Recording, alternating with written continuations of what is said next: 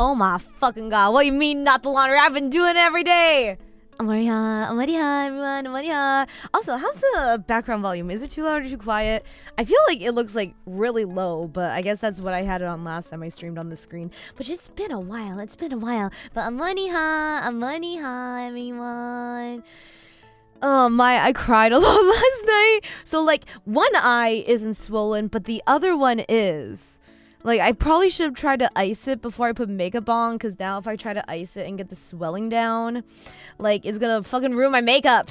But, yeah, just one's really swollen. And it, to me, it's obviously swollen, but maybe just because I see myself literally every second of every living day, it's really obvious. I need to have Echo look at it. Because we have plans today. We're going to makeup it again. I don't want my eye to be swollen.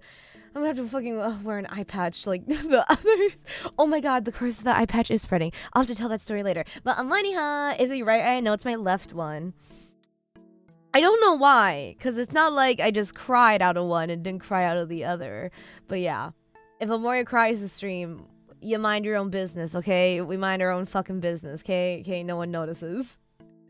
Your swollen eye. I know, it's fine. I'll just tell her it's because I was crying, and then she'll be like, oh, Amoria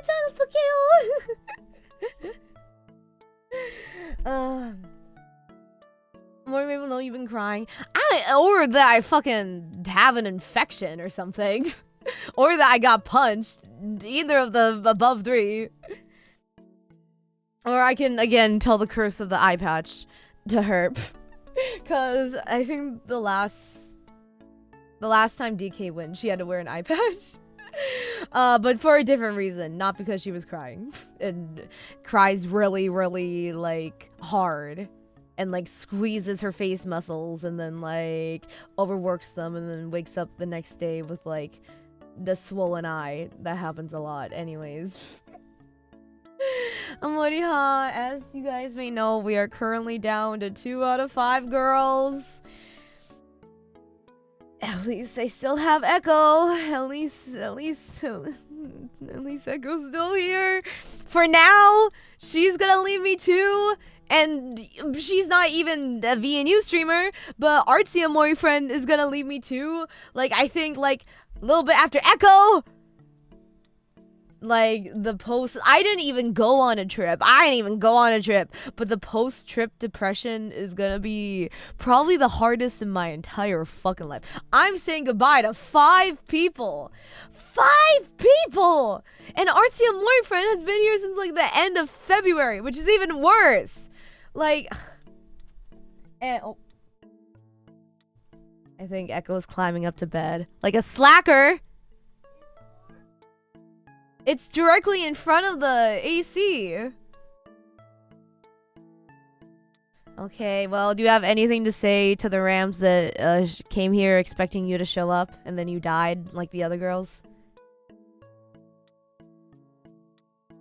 She said, sorry. In that exact tone. I do a great Echo impression. A great one. Okay. Also, when you wake up, can you hang up the laundry? Thank you.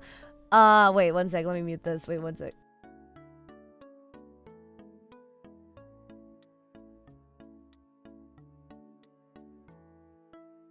Okay. 에코님이다. 에코님 사라졌어. 죽었어. 다시. No more talking to Echo's ghost. It's like I can still hear her voice just directly above me, looking down on me and watching me to make sure I live a good and happy life. But yeah, we are currently down to 2 out of 5 girls. We said goodbye to 2 last night. And I think Mita's post-depression is also hitting kind of hard. Especially because she left a little bit earlier than the other girls, like a few days earlier. I think she's also going through it right now. But on the bright side, I will save so much money after they leave, because the amount of people that I've been hanging out with will significantly drop. So that's going to do wonders for the Amor budget, who are currently remaining me and Echo. Just me and Echo. But Echo's gonna... Today's is Echo's last night in my room, and I'm kind of sad, because, like, I've been living on my own since, like, I moved here, like, August 29th. So I'm used to, like, living alone. But then I had Echo stay, and it is like playing Tetris because my room is really small, but I think we're both good roommates, so it's been fine. But it's just been nice having like another person in the room with me. Also, why do I have my OBS over here? That's why I keep fucking looking to the side. Anyways, I do... Like, it's been nice having another person with me, even if, like, once we get home, usually we're tired and it's late, so, like, we don't talk much for noise and everything, or we, like, whisper. It's just been nice having another person, like, another presence in the room, just, like, that's just there. So I think I'm gonna be, like, especially lonely when she leaves, even though she'll still be in the country. So I'm like, oh, fuck, I really want a roommate. But I'd want a friend roommate, you know? I'd rather have no roommate than, like, a stranger roommate or, like, a roommate that I'm at risk of not liking. But it's been really nice just having another, like, presence here. Like, the energy, just having another person's energy in the room. Like, I'm not alone. So I'm gonna be really sad. So now I'm like, fuck, I really want a roommate. I really want to live in, like, a 2-bedroom with someone and, like, have a roommate and a shared living space. So that means we need to find Echo a job here. Basically, TLDR. Amoria needs a job search for Echo to get her to move here. But for the next few months, it's gonna be so small. Yeah, I'm gonna really try. June will be fine. Because also, birthday, my parents, and any spare pocket change. And also, Echo and Artsy and Boyfriend will still be here, so I still want to spend time with them. But probably, like, July, I will probably be like, no fun for Amoria. I really got it. But I'm also really relying on the month that I go back to America that Amoria parents are gonna have to fucking pay for my flight for it, because I cannot afford that shit. No, I'm sorry, Amoria parents, I cannot afford that shit. To like save on the budget, because then once I go back to America, I won't really have to spend money on anything unless there's anything I want to buy on like Amazon and bring back if I need like computer parts or something, which would be smart, but I should probably just save money even though my computer is constantly dying. Oh my god, I went to a PC bong and I played Overwatch on like a PC. It was so smooth. My tracking was so much better. So I was like, wait, my tracking is like so much better. Is it because my computer fucking sucks? That like the tracking is so difficult, because when I played at the PC bong, like the PC room, it was so smooth. It was so fucking smooth. I was like, oh my god, holy shit. I didn't see the FPS because I forgot to toggle it on. But I think when I play on my computer here, don't I usually have around like 50, or is it 50 to 60 FPS? But then it sometimes goes down to 40s or 30s or 20s. Or occasionally single digits when it's like really bad. What's your PC specs if you don't mind sharing? I don't know. Ask me in Discord. I have no idea. Ask me in Discord and then I'll see the message and remember to send it after. But I have no idea. I have to research all of them. Actually, I think I've said it before in the Discord. Let me check. I know people have asked before. I'm pretty sure I sent it before.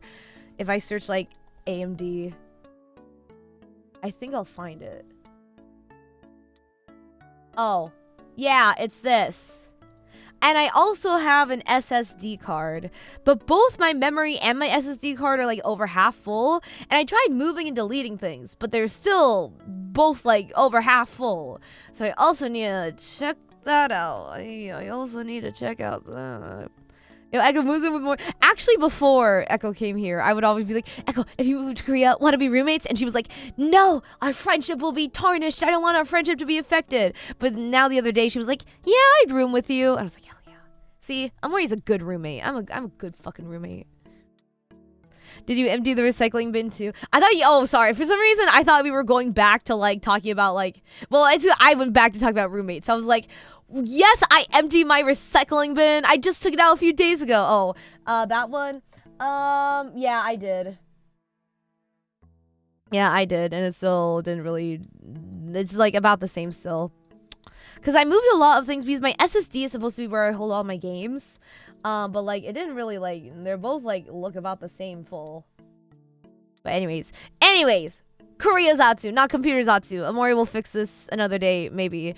Or we just chug along. I don't have the money to fucking fix my computer. We just chug along. That's our option. We're just gonna chug along.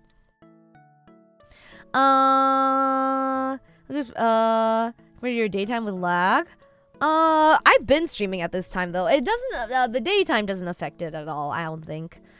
Yeah, I don't think. If anything, it's just depends on like the games I play, most likely. So everyone's gone. Echo's still here. Well, wow, everyone's gone. Okay, fuck Echo. No, Echo's here. But yeah, today's the last day we're gonna room together, and then tomorrow I have to go back to work. Fuck! I have to fucking go back to work tomorrow. God damn it. I'm not looking forward to that hour commute every day. But I think Echo will probably be gone by the time I get back. So I'm gonna leave home with Echo in my bed. I'm gonna come back to an empty room. And then I have to organize all my stuff again, because that one desk that's too small to be a desk and it's kind of just like a table in the wall got messy again. We'll take robots to move to Korean room with you. A job. So nothing you guys can do. Unfortunately. Sorry. Unfortunately, this is on her. And the job market. And all of her skills as an employee, unfortunately. Yeah, last night was rough. Last night was like really fucking rough. Like I cried when they actually I should probably go. Unless we gave her so much money. No, I'm sorry. I think she needs a guaranteed stable job with a certain income every month, unfortunately. I'm sorry, y'all. It's out of your control. Y'all just gotta pray at this point. No, I'm sorry, y'all. That won't work. I'm sorry. Nice try, though. Nice try. VTubing is really hard to make, to do, like, full income on. Speaking of someone this is her main job. And her other job is actually the part-time job. Streaming isn't even my part-time job, it's my main job. It's really a gamble. It's really unpredictable. Like, in an instance, all my money could just like be gone, you know? It's a big risk for people. Not everyone is stupid enough to move overseas to be a streamer. Idiot. Who would do that? Fucking idiot. Think about your future. Go back and finish college. Am I right? Haha, Amorons. Am I right? Ah ha ha ha ha ha. Give me a monthly salary. You're my channel. Give me a fucking monthly salary. What do you mean? I'm already doing this shit. Echo, move. Get in line. She's cutting in front of me. Obviously, I've been standing in line longer than her. I've been standing in line for much longer than her. Move out of the way for your senpai. You're Gen 3. You're a senpai to most, but not to me. When you say ahaha is the most. Really? Actually, this is fun. There is like in the V and U. Oh fuck, we gotta get back to Korean side. Okay, well later. We have like 3 hours. Anyways, I remember in one of the V and Universe things, the V and Universe like animation episodes, one of the lines was like ha ha ha. But I think that one I did like a recording of with like manager. Like I was like in a Discord call, but I was like, this is really tough because like you don't say that in English, so it sounds like really unnatural. Like that's not a thing like English speakers really say. So it's like hard for me to be like ha ha ha ha. It's hard to like say that. So is it really a Korean thing? And they say that? Get in line. Get out of here. Yo, need college recruiters has to see how charming you are. In Korea, you need college. Bro, I don't even know what I'm gonna do when I go back to America. I thought about that. I was like, fuck. What the fuck do I do when I go back to America? I'm like, I've been out of college for too long. You know when you start something and then you stop it and you're like, it's been too long. Like, I'm not getting back into this. How Koreans say more like pronunciation and timbre of your voice. Really? Interesting. Because I didn't grow up speaking Korean. I'm adopted. My parents are white. I remember, wait, what was this? Oh, I remember okay, I'm jumping off. We gotta start from the beginning, but after this, I remember at a dinner meeting with staff. I think I said something in Korean, or I don't know. I don't even know. I wasn't like talking Korean, but I think I said a word in Korean or something, or I was like, oh, what's this word? I forgot, and da-da-da, or something. And one of the managers like explained it or say, oh, it's like this. And I was like, oh no, was it? Or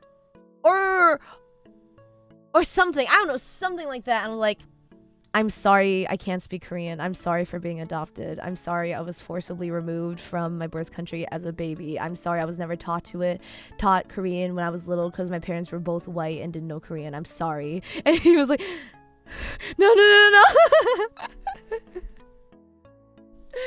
But anyways, okay, so I should start from the very beginning. I won't tell some of the stories I feel like maybe the girls on their own should tell, but I'll tell like most of this or most of what I can remember. I feel like I'm using my phone, but like I think I'll remember a lot of stuff through looking at pictures on my phone. But yeah, so on the first day, it was Misma and Mita that came. So Mita was coming out, I can't remember at a certain time, but like right after, that's why I had to leave Kokone Senpai's TTRPG stream like pretty like abruptly, because I was like, I gotta go to the airport, I gotta get ready. So I went to the airport and I'm like, she lands at like this time, and I'm like, it'll take her a little bit. Like usually going through security and getting your bag is pretty quick in Korea, at least from my experiences. I'm gonna divulge a cringe compilation. I think some stories I forgot before, like, the guy on the plane would be like, hey, what stories are we sharing? I think, maybe the one, to be fair, the one, you know, the dinner meeting one, maybe some of that I'll leave to the girls themselves, even though Echo already drew an art from it and DK just exposed Mizma. But she asked her, anyway, okay, I got it. Oh, God, I got to start from the beginning. When you upgrade that adopted card to a platinum adopted card. Platinum, fucking gold edges. Metal. That's a heavy fucking card. But yeah, so, you know, I was like, okay, I'll get there like, probably like 15 minutes, maybe even 30 after her plane lands, because, you know, it takes her a while. And then I'm like just on one of the subways, because it takes me like about like an hour 20 to get there from my home. And I got a message from Mita, and she's like, Sunbae, I landed. And I was like, how? Your plane wasn't supposed to land for like another like hour. What? How do you get through that fast? Because like it's a long flight, you know, from America. So I'm like, holy shit. Like I've never been on a flight to like an overseas flight that's been that early. Oh my God. So imagine the Rashomon effect. Wait, actually, I think I get that reference, because I think I watched that movie in like a Japanese film class in college. That's like the samurai, that one, right? Actually, I think I know. Actually, I get that reference. Oh my God. Oh my God. College really is coming in handy. But yeah, so I was like, oh my God, girl, I'm so sorry. Like, I didn't think you'd be early out of, like, an hour early. So I'm coming. So, like, I get there, and I'm like, she's waiting for me. But I'm like, it would be funny, you know, if I wanted to, like, see where she is and, like, surprise her and, like, record her from a distance. And, like, I wanted to video call her of me recording her from a distance and her being like, oh, that's me. Where are you? So when I got there, I called her. I was like, "Oh, I'm sorry, Mita. Like, I'm gonna be," or I texted her. I'm like, "Oh, I'm still on the subway." When I was like already in the airport, and I found where she was and saw her, and I had to do like fucking stealth because she was like looking around. It literally felt like a fucking Hitman game or something. She was like looking around, and I was like, okay, if I hide my hair, I look like every other bitch in this airport. So I was like, so every time I would walk like in a position where she could potentially see me if she looked my way, I just like walked with my head down or like with my back to her. And I got to a certain place, like this place that was like diagonally in front of her. So I tried to video call her, but like the Wi-Fi in the airport wasn't very good, so it didn't work. So I was like, okay, plan B. I fucking parkoured across the fucking little like walkway again, got behind her, and then was like, she was like leaning and like standing in front of this like pillar, and I was right behind the pillar. So I text her. Oh no, back in that other position, I took a picture, and then when I got behind her, I sent it to her, and she saw it, and she was about to like leave to try and walk towards where she thought I was, and then I like jumped out of the pillar and grabbed her arm, and then we hugged. Live deceive in gameplay. The pink clothes not typical. Actually, that was one of the day I didn't wear pink clothes because I was like, these girls are gonna be coming from a super long ass flight. They're not gonna like, you know, look that cute. Actually, Mita changed clothes and like did her hair on the bathroom after, because she had time. So Mita was really cute, and Mizma was still really cool. But anyways, yeah. So we hugged and like did, and then we went to go pick up Mizma. And then Mita bought her first samgak kimbap, her first onigiri. But Mita wasn't feeling good because she was like, oh, what, like, hurt? Your tummy hurts. I was like, it might be because like, you haven't eaten enough, or like you're just like nerves or excitement or something. So yeah, so we go to pick up Mizma, and Mizma's flight is late. Or no, her flight was like a little delayed just by a bit, but then Mizma, she forgot to fill out the arrival card. So and I think like multiple planes landed at the same time as her. So her security thing was like, the immigration was really long. When usually it doesn't take that long, but it'll only take long if there's like a lot of people there. But she got up to the front, realized she didn't have the arrival card, had to go back to the end of the line and fill it out, and then go through again. And then apparently the baggage claim was so like full. And you know how people are assholes and they always like stand up really close trying to get their bags, and then like no one else can fucking see their bags. Apparently that was also going on. So Mizma was kind of took a little bit longer to get through, but then she got through, and then we were like, dude, we just want a taxi there. And they were like, yeah. So we taxied to their Airbnb. They unpacked and everything. We played a little round and we went a little bit in their Airbnb. I can't remember what. I just remember we ended up locking Mita out of the room. And then out of like Mizma's bedroom. And then Mita was like saying like fucking like a fucking demon. And then we left to get food. Mizma really wanted a drink, so I was trying to find a place where, because they live like in around the same area as me, it was probably like a 30-minute, about a little less than a 30-minute walk away from my place. And then we tried to find like this. Oh, well, first, as we were leaving the Airbnb, it was a big hill down, like a very big hill, like a 20-minute hill down. So in my head I was like, shit, I hope they enjoy this walk back, because it was literally like 20 minutes straight, just a hill, just one hill, because Korea has a lot of like hills. So like yeah, so it's very common to like have to walk up hills in Korea, but this was like a 20-minute hill. How steep we talking? Not super steep, but not like a gradual incline, you know. You could definitely feel when you were walking up later that, oh yeah, that's a hill, and it's like a 20-minute straight hill. Tensenim! Thank you so much for the gift membership. Thank you. I really appreciate it. BTEX, congratulations. Tensenim! Membership 선물 줬어. 너무 감사합니다. The first of many meetup purchases, huh? Oh, you don't know the beginning. You don't know the beginning of it. But yeah. So then we found a place and we got beer and soju. And then we got, what else did we get? Oh, I got a pajeon, like a green onion pancake, because I really like pajeon. And then we got this like half chicken, this banban yum chicken, and everything.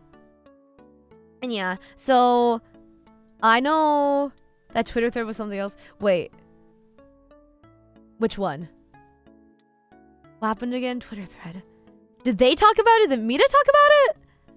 About Mita's purchases, or which one? Wait, let me check. Cause that's like, I feel like my top funniest moments of this trip are all Mita related. I'm gonna be real. That was Mita crying about her wallet. Wait. Oh wait. I remember that. Wait, I remember that. Wait, oh yeah. Oh yeah, Echoes one. Yeah. It was it was like, oh my god, I laughed so fucking hard. Yeah, I feel like most of the times with most of the times I laugh the most were with Mita. Mita is so fucking funny. She is so fucking funny. It's hilarious. Wait one sec. I had to close my pop out because I had to fucking open Google Chrome again. Let me get that back. Okay. But yeah. Yeah, so then we ate, and then Mizma taught, because Mita hadn't drank alcohol before, but she was like curious and wanted to with us. So she like we took soju shots, and I was like, Mita, this is gonna taste really fucking bad. You are not gonna like this. It tastes like hand sanitizer. You're not gonna like this. But she's like, oh, but I still want to try it. And I was like, okay, girl. So we took it. So me and Mizma took the shot, because it was like soju shot. But you drink soju in like a shot glass. But Mita sipped it. And we're like, Mita, no, it's gonna taste worse. So I think Mizma was trying to teach Mita how to. She had Mita practice with water, so Mita would take like water shots with us, and we'd like teach her. And then she would sip it and we'd be like, no, don't sip it, Vita, it's gonna taste worse. Like, oh my god, sipping soju, oh my god. Actually, I kind of don't want to think about alcohol right now. I'm gonna be honest, I'll get to that story later, but I really don't want to think about alcohol right now. But yeah, she didn't like soju or beer, which is fair. I don't really like either, but I do drink soju just because. But yeah. So yeah, we just drank a little bit, and then after that, oh, they were really sweet. They walked me home, and they're the first people to see my apartment, my one room, because usually I don't like having people come in here, because before it was kind of like, it wasn't like dirty, but it was messy because I had a lot of merch that I just didn't have room for. But after I bought that wall grid and like put some more stuff on my wall, it cleaned up better. It was like really nice and organized. So I let them come in and showed them my room. I think Mita was impressed with all my merch. I don't think I've showed you guys a picture of it yet. But yeah, and then they went home and I was like, text me when you guys get home. Hours later, I'm like, wait, they never fucking text me. So I'm like, guys, did you guys get home all right? And I'm like a little bit freaking out because it's their first night. And like I didn't know like if they knew how to probably use a map app or whatever, or something happened. So I was like, guys, are you home? Turns out they fucking went to Norebang. They went to karaoke, and that's why. And I was like, y'all didn't even invite me. And they're like, Sunbae, I'm sorry. We already dropped you off and we just went all the way home and we didn't want to call you out again. But yeah, luckily they got home safe. And then the next day, what did we even do the next day? Oh, the next day, I think I took them to my favorite arcade where I play My. And we played a little bit of rhythm games. I think I played My with Mita, and then I also played like Pump It Up, like the Korean DDR with Mita.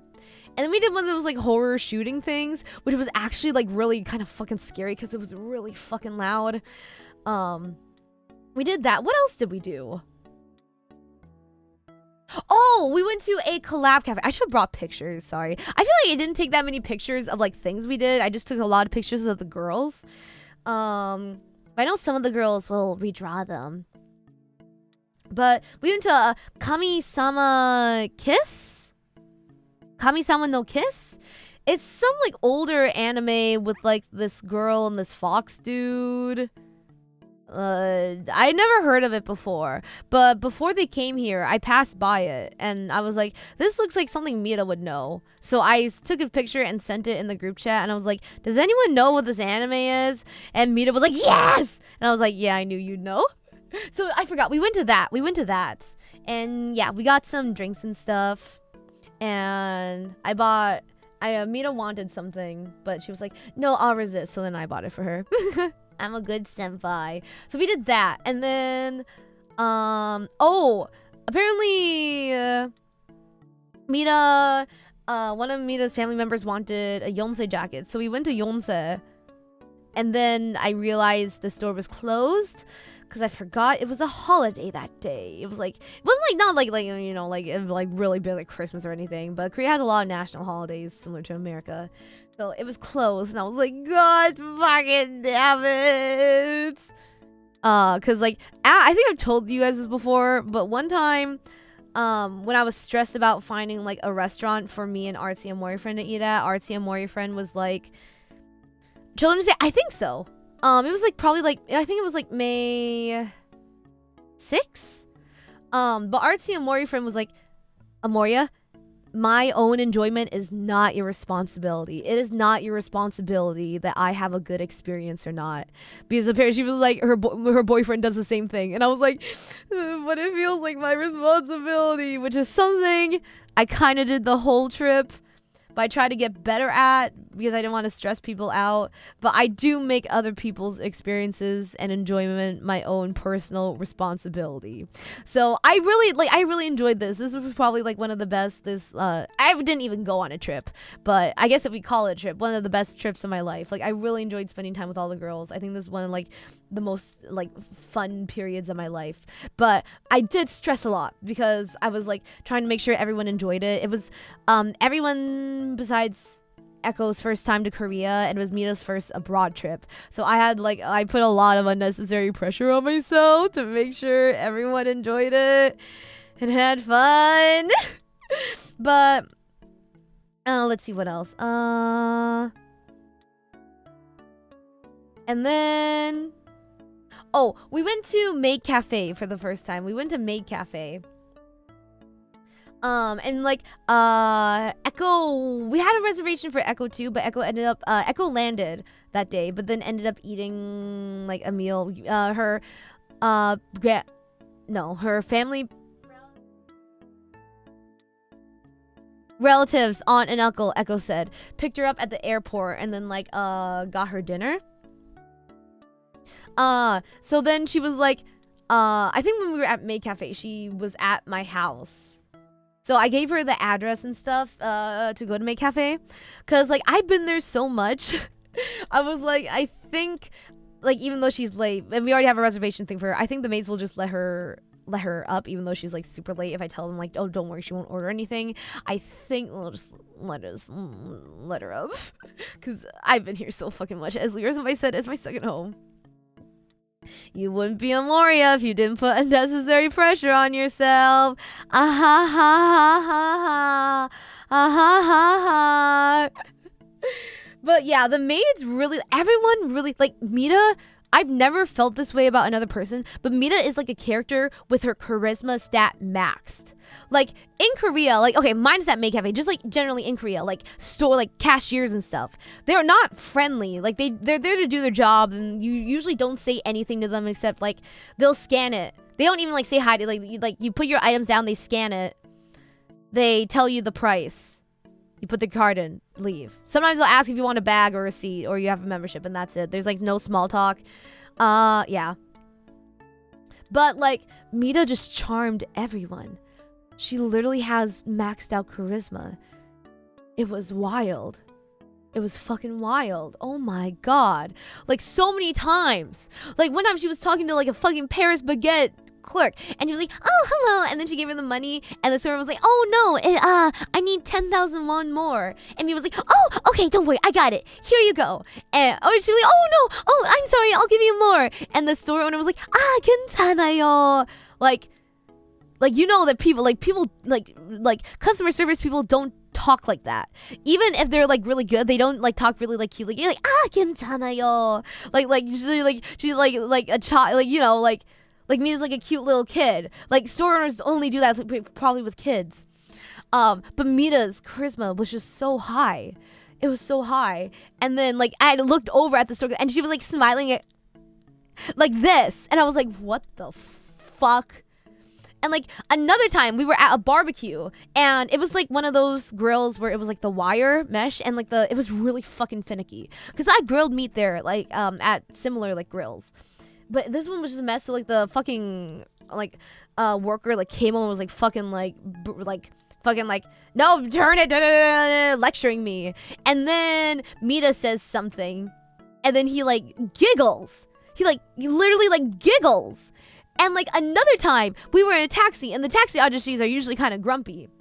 We get out, and like me and Mita were like talking on the way, and Mita's new like line is like, 어떡해. So like as we were getting out, I was like, 네, 감사합니다, 안녕하세요. Like, oh, thank you, like go well. I like have a nice day, basically. And then he was like, 어떡해. And I was like, what the fuck? What the fuck, Mita? So I'm trying to take a page out of Mita's book and be like a little bit more like, it's hard though, because it's like, do I want to seem like a native Korean, or do I want to like, you know, be super friendly? Because like, yeah, Koreans like to strangers like do not have that like kind of like small talk friendly kind of vibe. Like everyone like there to do their own thing and kind of like mind their own business.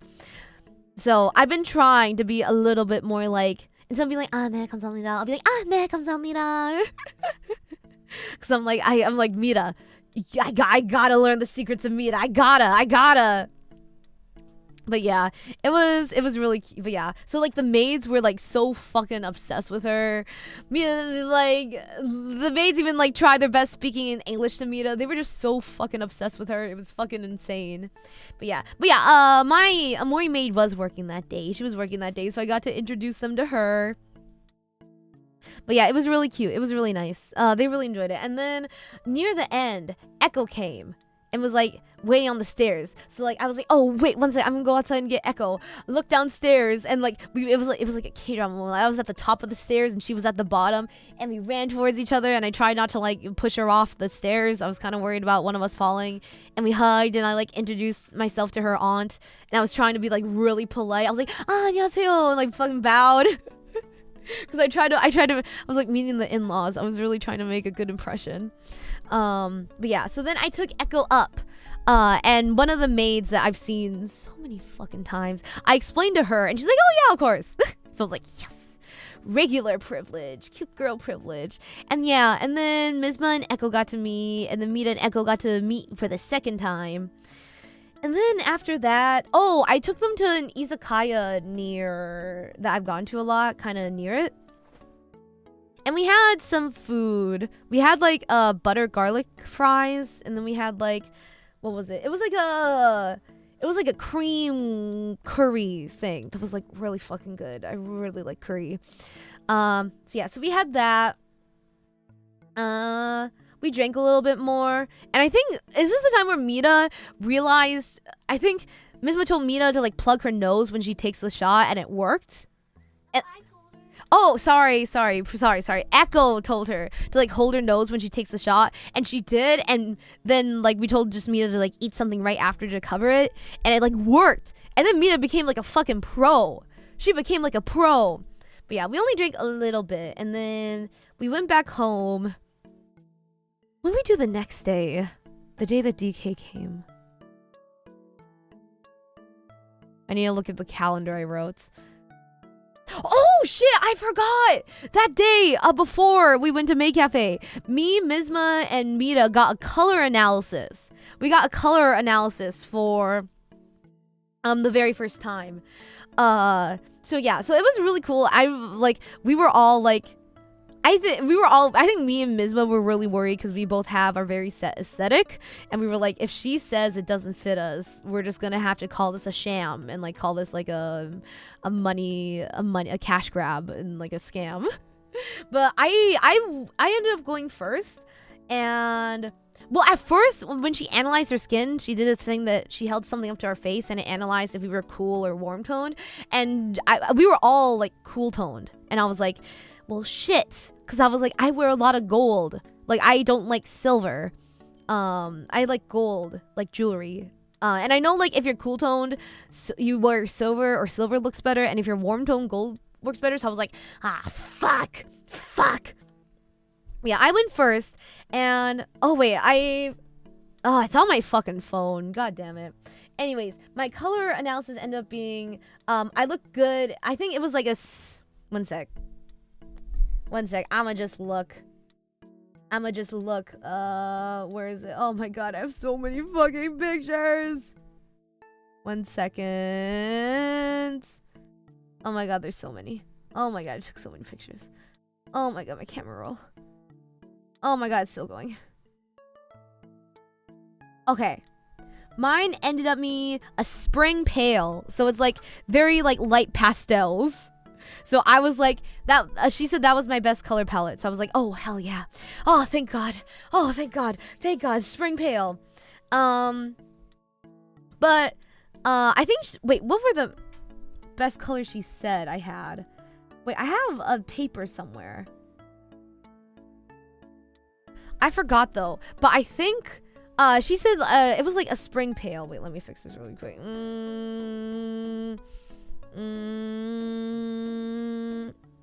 Okay, there we go. A spring pale. But I forgot what color she said looked best on me. Yeah, it was like, and another one too. I think it was like, I think she actually said it was like the pale, like pastel green and maybe pastel blue were her top picks for me. And I was like, oh, will not listen to that part. But of all the colors, I think pink and red were like pastel pink and red were still included in the final colors she liked for me. I can't remember which ones weren't. I think like maybe orange and yellow she said like to avoid. But yeah, so I was like, oh thank God, at least it's pastel, at least she said pink didn't suck on me. It's fine if pink isn't my best, I'll make it my best. My branding with how much I wear pink is like really fucking strong. It's like really strong. Like I have a lot of pink clothes, actually I bought 2 shirts like while they were here, and I bought a blue one and a purple one, and those are like my first purple and blue shirt blouses that I have here, besides like my Madi sweatshirt. But then luckily she said gold and rose gold were the best on me. So I was like, oh thank God. I do not like silver. I don't like wearing silver.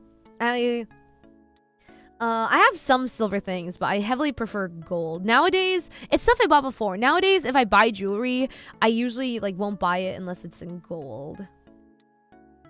Boys gonna have an existential crisis, and the person said no black. Well, middle school Amoria would have been very happy. She would have been very happy to say that, but not modern Amoria. And yeah, we went through like makeup and stuff. And is there anything else? Yeah. Anyways, that was like the gist of it. That my best palette is pastel. So thank God, because that's basically all I wear. I wear a lot of white and like light pastel colors, mainly pastel pink.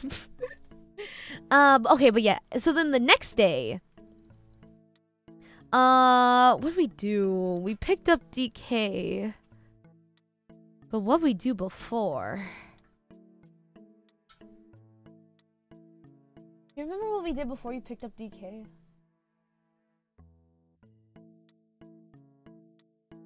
Did we have lunch? Where? Let me check my phone again.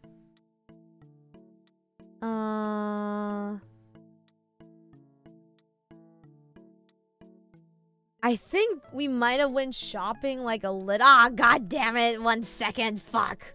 Oh, there we go. There we go. Sorry, I was so sleepy. Oh my god, I didn't get enough sleep last night. Anyways, I think we like went shopping a little bit, and then we went to go get DK. And then we got DK, and we got in like a fucking giant ass taxi to fit all 5 of us plus suitcases. Then we went back to the Airbnb, and oh, I forgot. But apparently, yeah, Mizma and Mita have been walking up that giant fucking hill, and I was like, when we were walking down, I was like, do you think everyone will be okay with it? And Mizma was like, probably not DK. I think DK will die.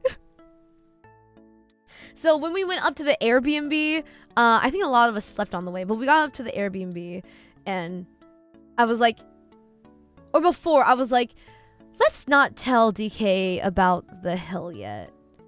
Let's not tell her about the hill just yet. Let's let her live in bliss, ignorant bliss, for like a little bit longer.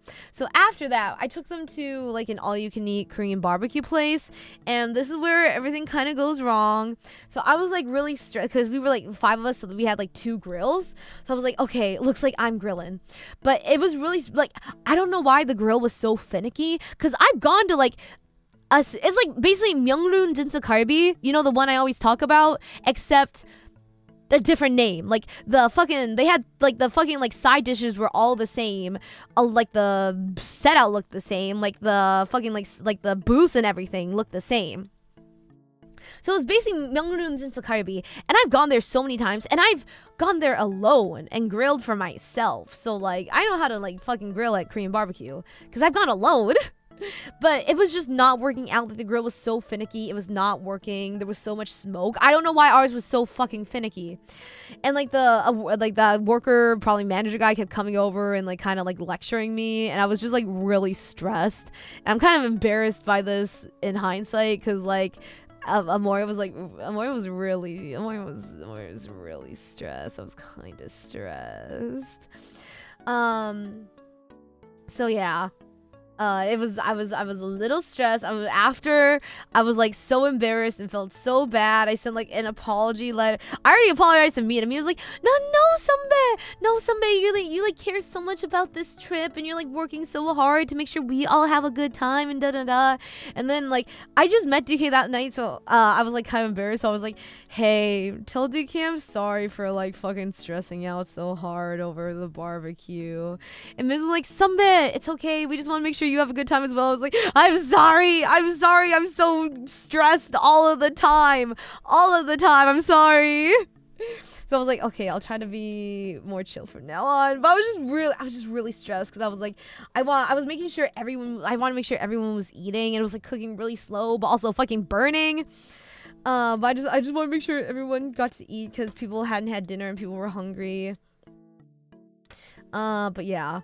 So then after that, they went back to their Airbnb, and me and Echo went home. And then we had to get up early because two of them had a hair appointment.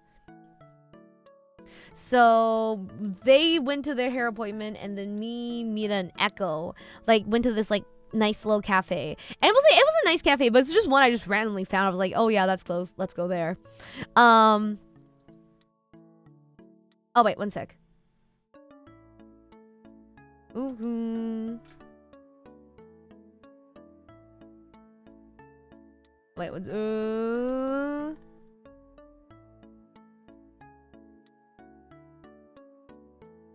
Okay, sorry. I had to see something. But yeah. So we went to like this nice little cafe. And it was a cute piece. I think Mita was like, oh, Sambe, did you like research this place beforehand? I was like, no, I just opened up Naver Maps and saw it was nearby, so I went here. So I think Mita was like really impressed by like the quality of cafes here, because there's a lot of really nice and cute cafes, and they're not hard to find. They're not hard to find unless like maybe you live in the boonies. But they're just like everywhere. So I was just like, yeah, this one's here, let's go. And then what did we do after? Yeah, we went shopping again. I took them to Hongdae, but then they end up wanting to go back to Hongdae a lot. So I was like, I'm sorry, we keep going to Hongdae. But they were like, no, we want to go. So I felt better. We did shopping. And then I think we ended up, me, DK, Echo, and Mita ended up going to... Right now they're doing another HoloLive collab cafe. It's the Holomyth, and then some of the JP girls like Aqua, Suise, Toa. Is there another one? Okay, so it was like HoloLive Myth, and then like Aqua, Suise, and Toa. They were doing like a collab cafe and little pop-up at Annie Plus. So we went. And we took pictures, and Echo was so happy. She cried. But, like, they didn't have tissues. Like, Mita went up to get tissues, but they only had, like, mirror tissue, like the wet tissues, which isn't ideal for soaking up tears. So then the only thing that I could find, I had a genius idea, because they had this part where with a bunch of sticky notes where you could put it on the wall and, like, draw pictures or write a note for the girls. So I went, got a fucking sticky notes, came back, and was like, Echo, dry your tears with this. But it worked. Oh, that's Echo. I thought someone was at the door. Also, my throat hurts. Fuck. One sec. Water break. Ugh.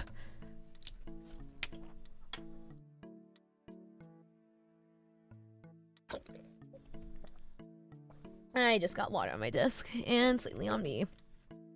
Oh my god, my throat. Anyways. I felt so fucking smart for that. So we got a lot of things. I know. Also, one thing that we didn't know about Mita, I'm gonna leave most of the stories to her, and she can choose to tell them how she wants. But Mita is lactose intolerant. We didn't know that before she came. She gave no indication that she shouldn't eat any dairy or anything. In fact, I think we talked about ice cream and stuff, and she was like, yeah. So I think Mita ate dairy literally every day she was here. every day. I think the only day she didn't eat dairy was the first day. Unless she like had something on the plane that had it. I think that was the only day she didn't eat any dairy. But we go to the collab cafe. Guess what Mita orders? A blueberry yogurt smoothie. And guess what she eats? Toa's dessert. Well, we all shared, but guess what she ate a lot of? The ice cream, Toa's ice cream brownie plate. Yeah. And we were like, Mita, no. But she's like, it's fine. I just want to try it. I'll leave the rest of the stories to her, but yeah. And then we got like Aqua had like an omodice, and Ina had these like jelly and this like it was like an Uncrustable in the shape of her little squid things, but it just had like jam in it. That one wasn't very good. And then yeah, the Toa's brownie and ice cream, and then we also got Ina's takoyaki plates. And then we got drinks. I got Aqua's cotton candy latte, and it was really good. Or cotton candy smoothie. It was really good. It was really good. It was really good. But yeah. How much Korean food uses dairy? It's not that it uses dairy. It's just like it's often like I guess desserts do a lot, like bingsu and ice cream. But it's just like as a topping, like Koreans. I knew like Koreans like really like cheese, so that's like one thing. Another day she got pizza.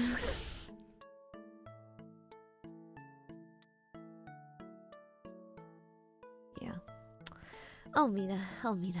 But yeah, so we went to a whole like collab cafe and we hung out. But I forgot. So at that collab cafe, I've been there once before for Plave's collab cafe. I forgot when you go there, you have to bring your receipts of what you ordered. Like you order the food actually in the store, and then you go into the cafe area, and then you give the receipt to the like the counter. The cooks at the counter. But I forgot you do that. I thought you give the receipt when you like pick up your food. So we were there for so long, and we were like, what's fucking taking our food so long? And then like this was like probably like at least a half an hour in. At least one of them comes over to us and asks for the receipt, and I give it to him, and then I have flashbacks to when I first went there, and I was like, fuck, I was supposed to give that to them when I walked in. But it's fine because we got time to chill and take pictures. But yeah, you guys might see footage of that later. Teehee. And then I took them to this like nice like anime like anime bar. Mizma joined us for that, but DK went home because DK was so tired because it was like her first full day. She had just got there the previous night. So it was me, Echo, Mizma. Wait, me, Echo, Mita. Yeah, the drinks were really good. Oh, and guess what Mita orders? A non-alcoholic blue soda with ice cream on top. So we were like, Mita, just drink from the bottom. Do not eat the ice cream. But then the ice cream like was melting, you know, into the drink. But we were like, Mita! But I think she didn't like, it was okay. It was okay. But yeah, so we had some drinks, took some nice pictures, and then went home. And what was the next day? Oh, the next day. So we went to Everland, which is an amusement park, because they're doing like a Sanrio collab. AmoriMaid told me about it. So we all dressed up as like different Sanrio characters. I went as Pochako because AmoriMaid thinks my favorite Sanrio character is Pochako. So that means I need to keep up the sly for the rest of my life. But yeah. Oh, and that's when it took. We had like I think people were tired because we've been getting up kind of early. So we ended up leaving a little bit later. But DK and Mita were ready. Before, so while Eka was still getting ready, I told them just to come to my house, and we like all like me and Mia sat on the floor, and DK sat on my chair, and then we'd all just like chilled and talked for a while. And then as we were leaving, so like I opened my door, we got our shoes on in the entryway, and Mita's like you know, like kicks DK's shoe out the door, and they're like, you know, like fucking bickering and like laughing and stuff. They go downstairs, the door's still open because I have my shoes on and I'm waiting for Echo to put her shoes on. one of my neighbors, there's like 3 other people, 3 other rooms on this floor. One of my neighbors opens the door, looks out, looks at me, closes the door, and I'm like, fuck, I'm gonna fucking kill them. And so I think when he opened it, I was like so fucking scared. I was like so scared. Like I was just like, oh, like I don't even know if he heard me or if I properly said it. I think that's what I said. I was like, and I walked down, and I can fucking hear DK and Mita fucking laughing and like bickering outside the building. So I like fucking marched downstairs. I'm like, you little fucking shits. My neighbor just opened the door and fucking looked at me, probably telling me to shut the fuck up. But to be fair, I think it was like 10:30 a.m. So I'm like, it wasn't that early, but I'm like, oh fuck. So like, I was stressing about coming home to like a note on my door. Oh, sorry. And there was like construction outside too that was like even louder than them, so I don't know. Yeah, they've been doing construction. I don't even know on what building, but you can very clearly hear it, especially if you have a window open. So I remember that night when we got home, as we were walking up, I like had my hands held together in prayer, like praying there was no note on my door because I was so fucking scared. Luckily there was not, thank God. But yeah, so we went to Everland. We took a lot of photos. Guess what Mita wanted to eat at Everland? Ice cream. We did not let her. We did not let her. I can't remember what happened, but there was something where Mita was trying to get in line. And I was like, Echo, stop her! And Echo was like, wait, why? And I was like, ice cream? Because all of us kept forgetting she was lactose intolerant. And sometimes until she already ate the thing. And we were like, wait, that had dairy in it.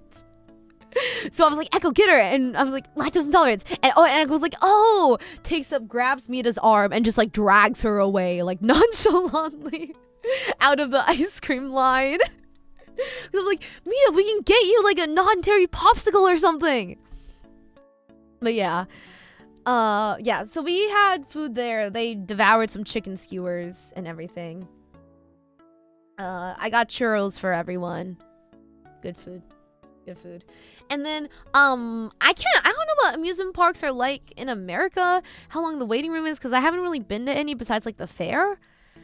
But the lines at Everland, like the biggest roller coaster there had a 3-hour wait, like 180 minutes. I wanted to go on that one, but it was even too long for me. Like I might have lined up if it was like 2 hours, but 3 hours, bruh.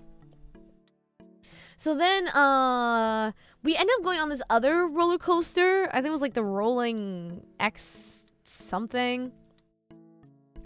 Let the kid have fun.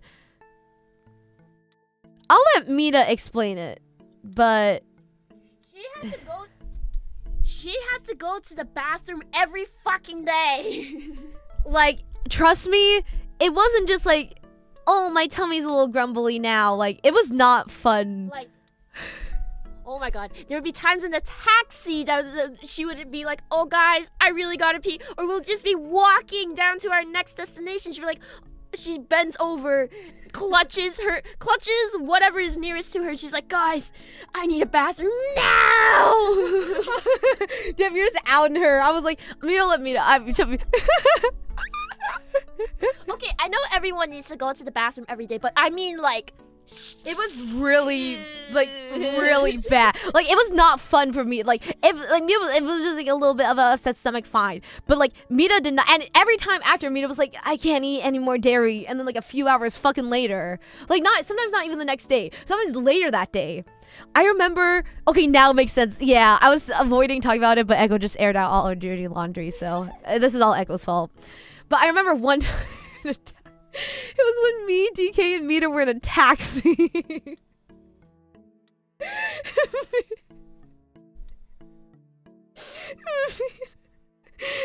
Mita tells me, like, Mita ate some dairy that day. And I was like, Mita, are you okay? And it was like, really? I held her hand, and she was like just fucking squeezing my hand, squeezing my hand. Echo just said it was like she was pregnant. Literally, it's like Mina was going to labor. And it was like Mina was literally like arching her back, like trying to. It was like it was like we were going to like where were we going? We were going to Make Happy that day with Yuna, Mizma, and Echo, and they were in the other taxi, and I was texting the group chat with my other hand. I was like, bruh, get me the fuck out of here! Get me out of here! And I was like in the middle too, and like DK was on the other side of me. I was like, y'all, I should have made me to go in your taxi. Like, it was so bad. I was like genuinely worried. I was genuinely so fucking scared. But then we made it and it was fine. But I was like so fucking scared. I can go back and like look at the fucking messages I sent, but I was like, bruh, get me out of here! Get me out of this fucking taxi! It was like, there were so many. That's why we were like, Mina, you have to cut it out with the dairy, because she was not having a good time. So that's why we're fucking trying to keep her away from dairy. But sometimes we forget. Sometimes we forget until it was too late. And we were like, Mina! But yeah, so we hung out at Everland and everything. And yeah, I went on my very first roller coaster with Echo and DK. And I was having fun, but like I was like, because I wanted to go on a roller coaster, but like once I was up there, I was like, oh, and Echo was like holding my hand, because it was only 2 seats in a row. So thank you, DK, for your sacrifice for sitting in a row alone behind us. But I was like fucking squeezing Echo's hand, and my throat was really bad this day. But like, so I don't know how I managed to scream, but I screamed like almost the entire time, and it went like upside down too, and I was like so scared. Like I was like, oh my god, I'm gonna fall and die. But it was fun. But then at the end, when I let go of Echo's hand, like I lost feeling in my fingers. Like they were like fucking like tingling and numb. But it was really fun. Your nails have like indents in my hand. It really? Echo said my nails had like indented in her hand. But yeah. So, oh my god, my throat. Oh my god, my throat.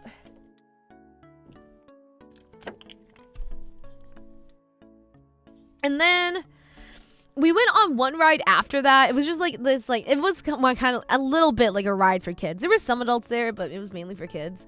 But while we were waiting in line, Echo's like fucking like freaking out, and I'm like, what? There was like a couple in front of us that were like, do you want to explain? No. There was I'm traumatized. There was a couple in front of us, and they looked like they were in high school. Like they looked really young.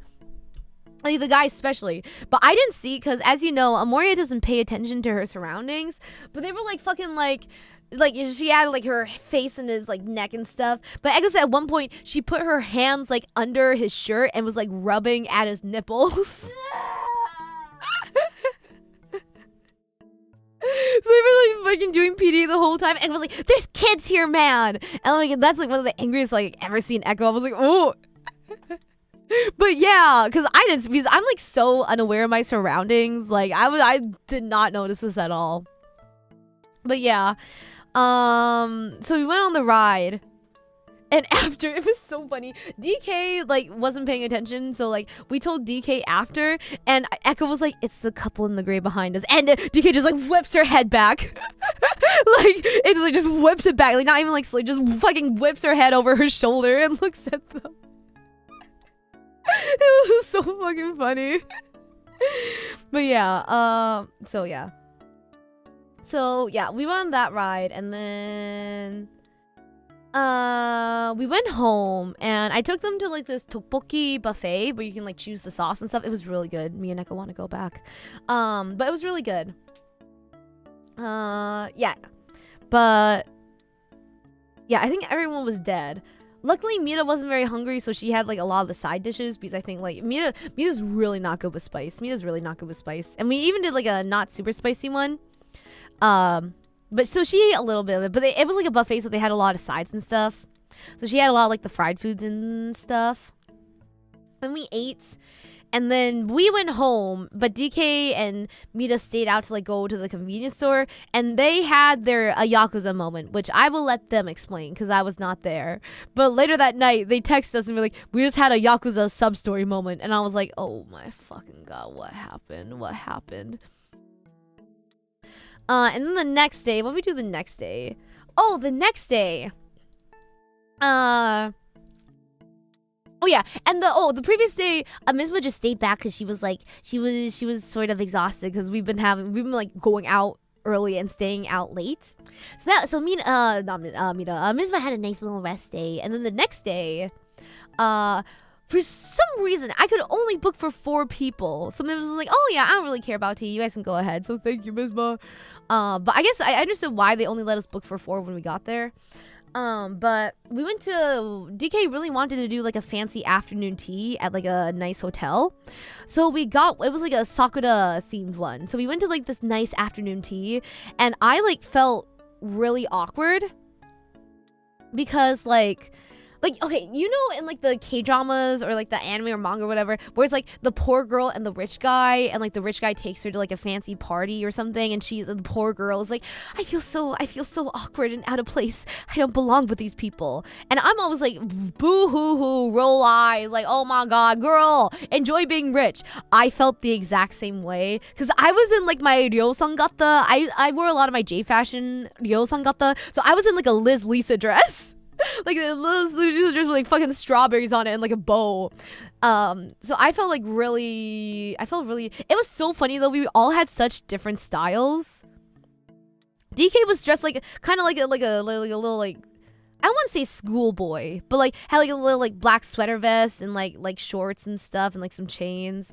And Mita had like a cardigan and like this long dress. And Echo was like dressed like a businesswoman because she was going to meet staff later. Oh yeah, when Echo got here, she gave me a shirt and she's like, can you hang this up? I want to meet it when we go meet staff. And I was like, ah. But she was like, do you think this is okay to meet staff? And I'm like, girl, I go to meet staff wearing J fashion and like my cute little Liz Lisa and Ankh Rouge stuff. She was in her otome era. It literally felt like that. I was like, I told them that too. I was like, guys, I understand how the poor girl feels. I feel so awkward and out of place, and like they're like, oh, these kids coming here. I felt so awkward and shy. But yeah, oh no, she wasn't wearing a suit. It was like a nice, what would you call it, like a button-down collar shirt. A button-down collar shirt, like a neutral tone, and then she had like a shirt underneath. And jeans? Did you wear? And like black jeans, yeah. So we all had like, we did not look like we were in the same friend group at all. But yeah, so we got our afternoon tea and it was really good. And guess what Mita eats? Yeah. We couldn't stop her. We couldn't, because I was like, Mita, that's panna cotta. That's like just straight dairy. And she's like, it's okay. I'll try it. And I was like, oh my fucking god. We were like, at least there's a bathroom here. And there was like cream and other things. And she just, yeah. Uh-huh.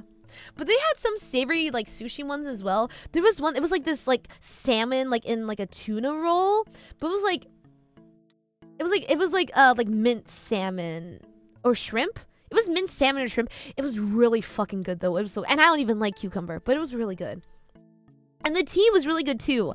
Me and Echo got like this kind of apple one. It was like nice and sweet and a little bit like fruity. It was really good. It was really good.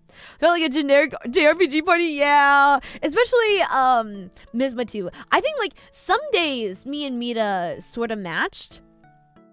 Like because I have cute like non-J fashion clothes too, so I think our style was similar, but sometimes Mita's style would also be more similar with like Echo. And then DK and Mizma, they both dress the coolest, but like different kinds of like fashion, so everyone dressed like pretty differently. But yeah, so we did that, and then I'll leave some other stories if Mita wants to tell it. But basically, okay, so we go out and we are going back to Hongdae to meet up with Mizma and then head over to the office. But so like we're waiting for a bus and it, like the sun's kind of out. So like me and Mita, we were all like sitting on the bus, like or sitting on like the bench for the bus stop. But I've already told this story, but I want to tell it again. But it was like kind of hot, so Mita, so Echo and DK like stood behind it and like so like there's a bench and like the bus stop and like the glass and stuff. They stood behind it and me and like we would just role play, but not like just like skits, like randomly break out into like a fucking role play skit. So this one was like, Mina was like, oh no, honey, I think our children are goths. And I'm like, no, don't say that. There's still a chance for them. They can be saved. And she's like, honey, I think our daughter has a Wattpad account. So we were just like fucking role playing and shit. But then like Echo, DK was wearing like this fucking like cross necklace. And me and Mita like have our backs to them. And Mita goes like, oh wait, honey, our son has a symbol of Christ on him. I think there's still a chance for him to be saved. Look, I turn around. DK's just fucking doing the gritty. It was like literally, I've never had a more fucking perfect comedic timing in my life. And they couldn't hear us either because of the glass. So like they couldn't fucking hear us. So it was just perfect fucking timing. And like we didn't even see them out of the corner of our eye. I had to like fully look at my shoulder and just DK doing the gritty. And Miss was like, no, the Fortnite demon has gotten to him. Like, I want someone to draw that moment. I want, like, Echo or Mita to draw that moment or DK moment so bad and make, like, an animation out of it. Because it was so fucking funny. It was so fucking funny. Like, just the timing of everything. Like, I think that's, like, literally the funniest moment. Like, it was just so fucking funny. Yeah, DK would just randomly break out into the gritty sometimes. But it was just so fucking funny. It was so fucking funny. And then, okay, yeah, then we go to the office and meet everyone. And you see little cutouts of Luffy and Leora senpai.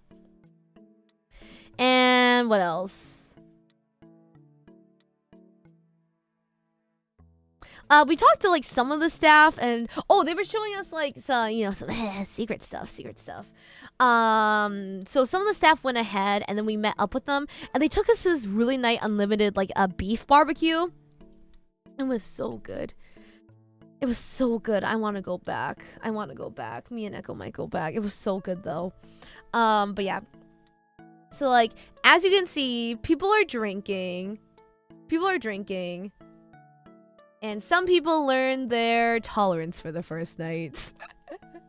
And another got a little bit drank at a unexpected speed.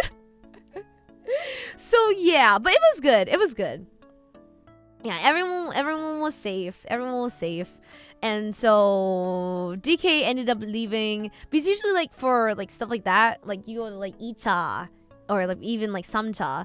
Like usually like, when you meet up with friends in Korea, you don't just go to one place. You'll go to a place after, even for like drinks or like a cafe or something. So yeah, so DK and one of the managers helped get everyone home safe. But me and Echo, oh my god. Me and Echo ended up staying because we were like both fine and everything. But yeah, as you can see, DK tweeted about something Mizma did, and Mita drew this or Echo drew this little cute thing of her and Mita. It was really cute. Oh yeah, and then what else we do with staff? I know I made Mita do her NPC roleplay for staff.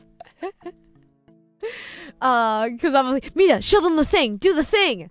So she did her like I remember she did her NPC roleplay with them. And well, we just talked a lot, or we told them a lot of the stories of what we've done so far. And yeah, trying to think what else. I don't know. We just kind of talked. What else? At one point, I'll let Mita explain that story. But I remember we were trying to make Mita happy, so we were like, oh, me, I was like, this time I want you. Because she's really obsessed with Magnetic. So I like sang that song to her and she danced to it. So I was like trying to like cheer her up. But yeah. And then after we went to karaoke, But I couldn't sing because of my throats. We all talked about. We mainly talked about like, a lot of it was like us telling them stories of what we'd done so far. So I told them about like the DK gritty. I told them about like that story, and we like showed them some pictures and everything. But yeah. What else? Oh yeah, so we went to karaoke after. Oh, also staff had bought a cake for us, but they were like, we didn't have time to. We were gonna give this to you guys later, but now there's only 2 of you left. But they bought like a strawberry cake for us, which was really sweet.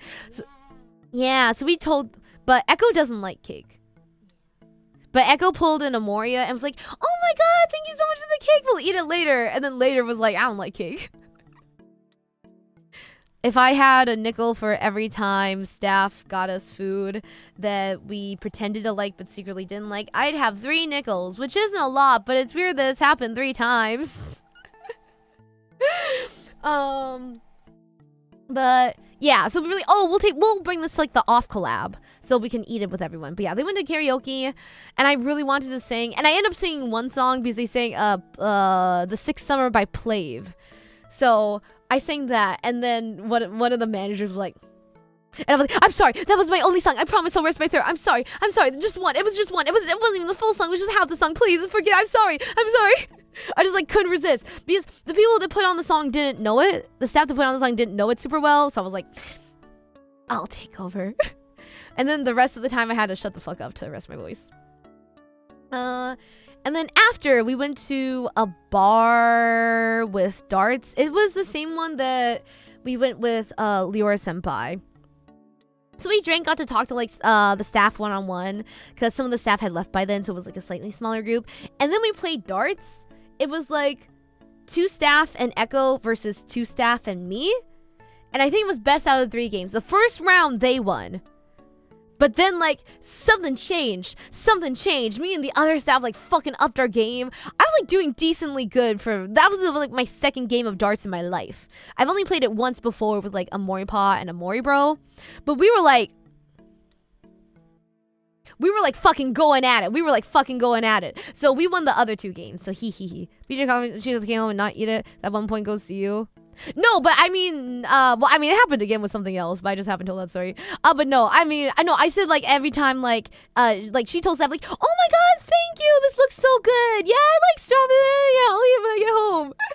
And then I was like, I don't like cake.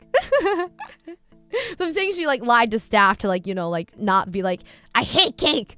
Why'd you buy this for me? But yeah, so we were doing good. So yeah, me and the 2 staff won against Echo and the other 2 staff. So he. And I was like, I'm like really competitive, in case you guys haven't been able to tell. So like at one point, we do like rock, paper, scissors, and then the winner decides if they want their team to go first or last. So we did rock, paper, scissors for 1 game, and then like I lost, Echo won, and I was like, and they were like, oh, okay, we'll go first. And I was like, oh, okay, yeah, I want to get the shame and embarrassment over with right away, huh? And my manager was like, oh my god, you're so competitive. And I'm like, oh, sorry. And then again, they were like still discussing it. They ended up discussing it again. I was like, oh no, it's okay. I have a comeback for if you go first or second. No worries. I have a reply for either. So, yeah.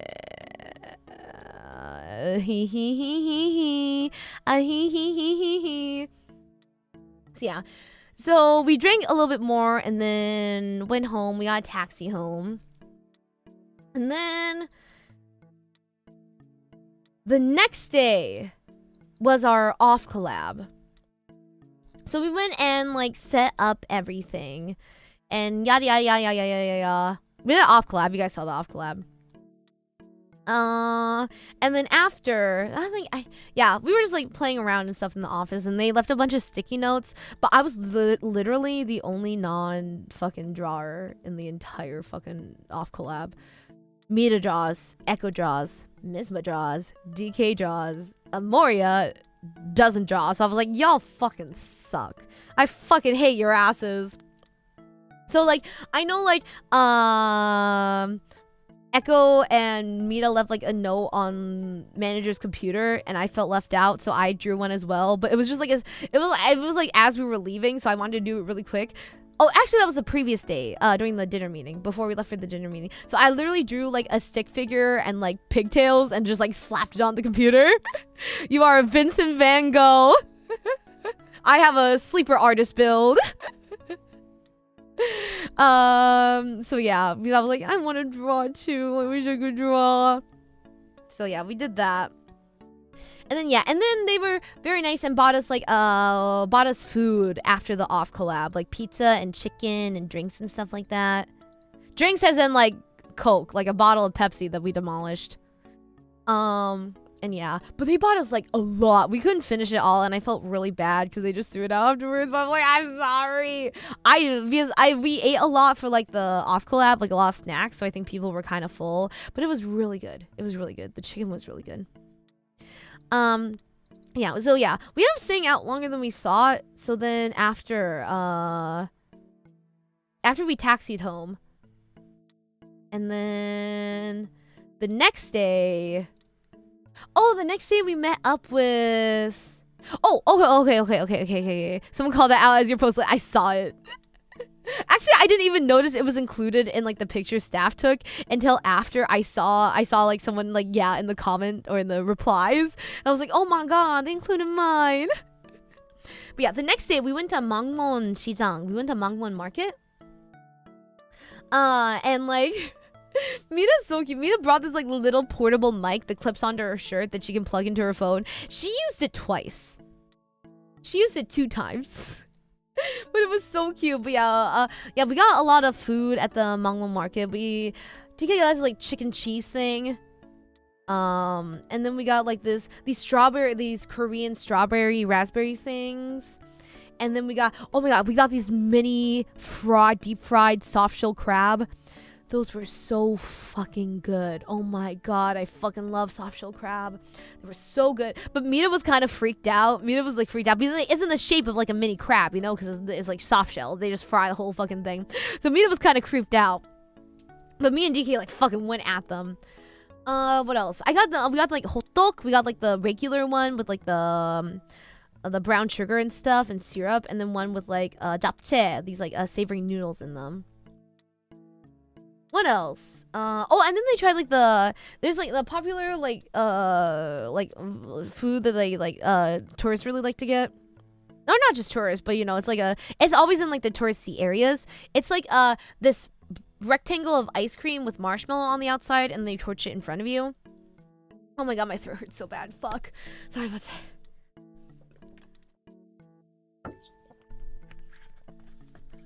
I think it's just because I'm talking straight without like listening to like any dialogue in a game or whatever, or pausing. But yeah, so Echo and DK got that, and then DK was like, it's too sweet, so I finished it up. That's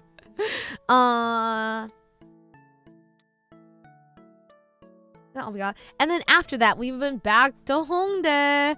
Actually, did we? I can't remember. Or then we went to maybe for a little bit, and then we end up going to Gangnam to meet Myori and Yuna. We scheduled like a little day with them.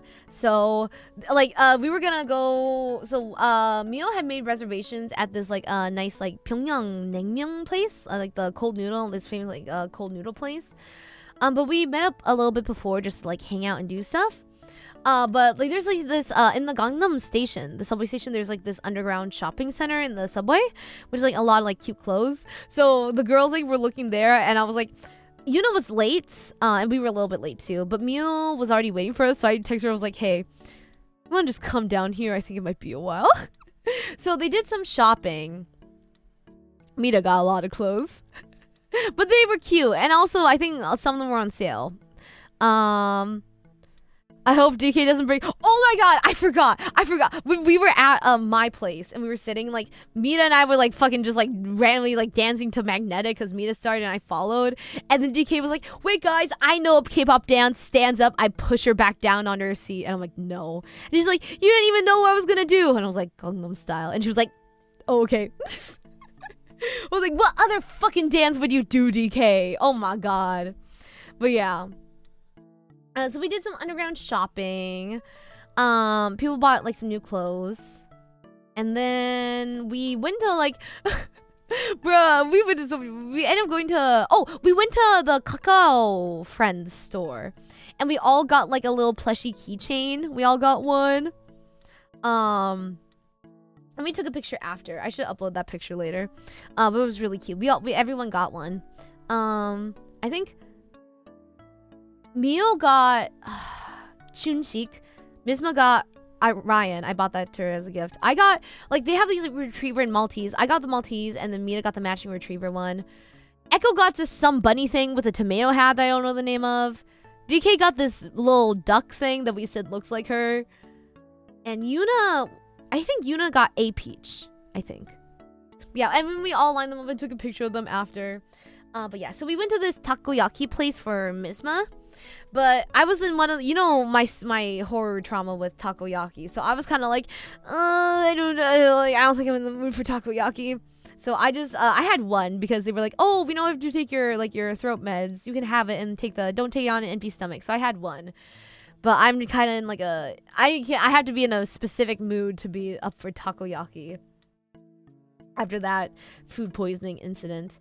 And then after we did some more shopping, and then we went to the cold noodle place. So we got like the regular cold noodles and then the bibimbap, which is like noodles like kind of without more of a sauce without a broth, and it's like a spicy sauce. It was so good. It was so good.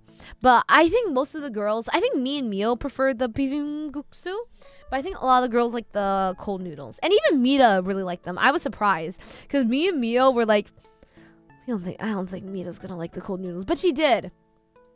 And then we got like the bean sprout pancake, which I like devoured, and we got another one of, and then dumplings and everything. And yeah, and then we got to talk. We got to talk about stuff and chats. And then we tried makgeolli. I think DK didn't like it. Mita just wanted to try a sip, and she didn't like it. I can't remember who else liked it or didn't like it, but I know Mia just like brought the bottle home because we had leftover. I'm not a huge fan of makgeolli on its own. I really like when it has honey or flavored makgeolli. Like on the last day we had like this strawberry makgeolli, which literally just tasted like creamy strawberry milk with like a hint of alcohol. It was so good. Bean sprout pancake, that's a thing. Yeah, it's what's the name? Bindedok? What's the name? It's bindedok. Bindedok. It's really good. Wait, sorry, not bean sprout. It's mung bean. Mung bean. It's really fucking good though. It's so good. Yeah, bindedok. I'll type it. It's so good. I fucking love Korean pancakes. But yeah, and then after we went to Make Cafe, but it's kind of far from Mio, so Mio went home and got some rest. But yeah, but we went out and went to Make Cafe late. And then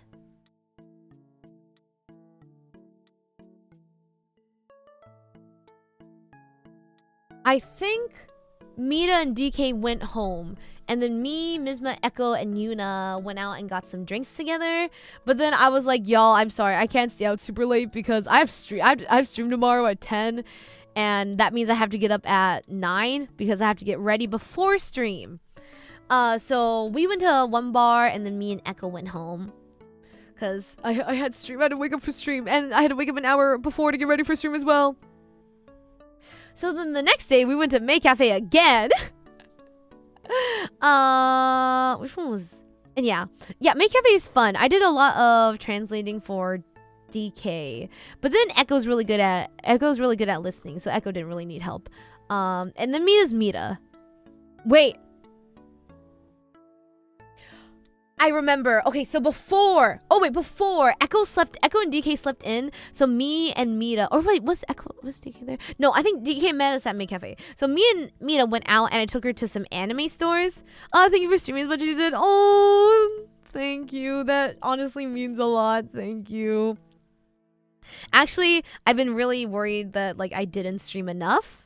So like at some points, I'm like that. I spend a lot of time with the girls, but at some points I do feel kind of bad, because I feel like I didn't stream enough while they were here. I feel like I kind of cheaped you guys out on your streams for those 2 weeks. So thank you for saying that. Thank you. I hope others don't feel as cheated. But yeah, I do feel bad that we only did like a few like 2-hour streams. I felt really bad. So thank you for saying that. Thank you.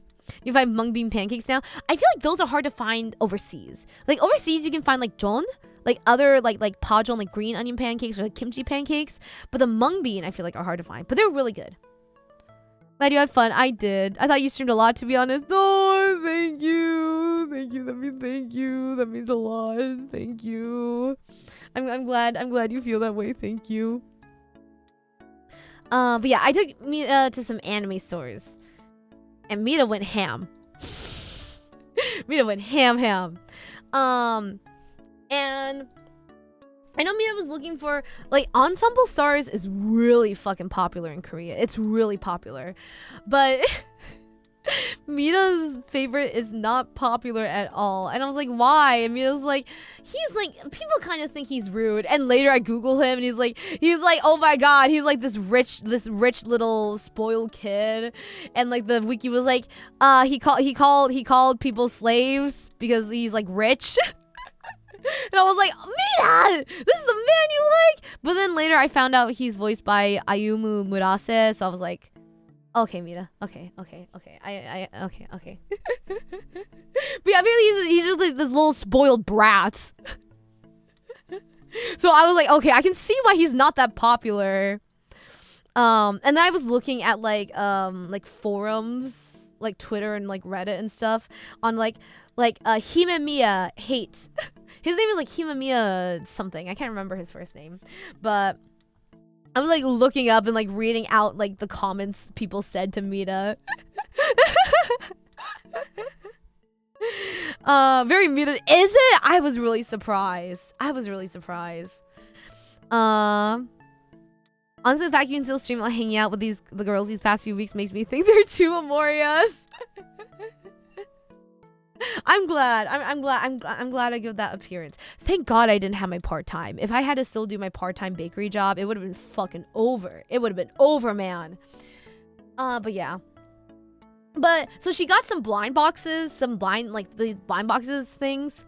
These like acrylic stands, like really nice ones too, like pretty like hefty ones too, like hefty like in like size and like weight.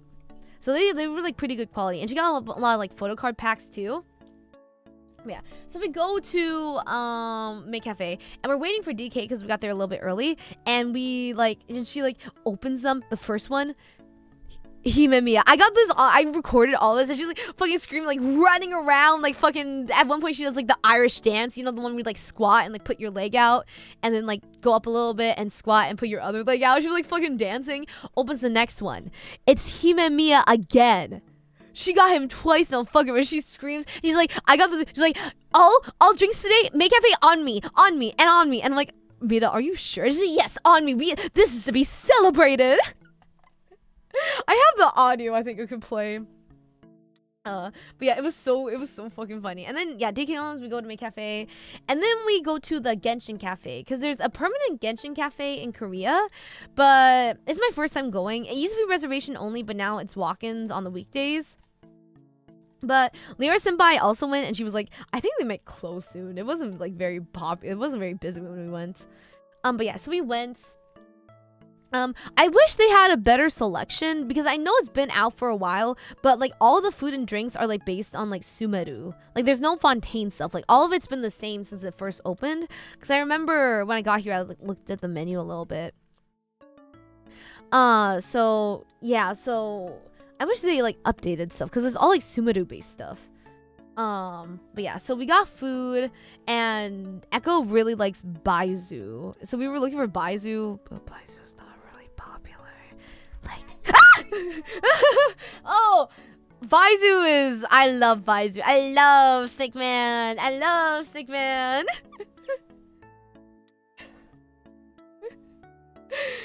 So they had like no Baizu merch, but on one floor they had this like game where it's like one of the ones where if you press down on it, it's like a circle that spins and like a little thing, and when you press the button, it presses down, and if it presses down on the right button above the merch, it'll drop. So yeah, we went up to, oh, also Mita printed a fucking photo card, a faker.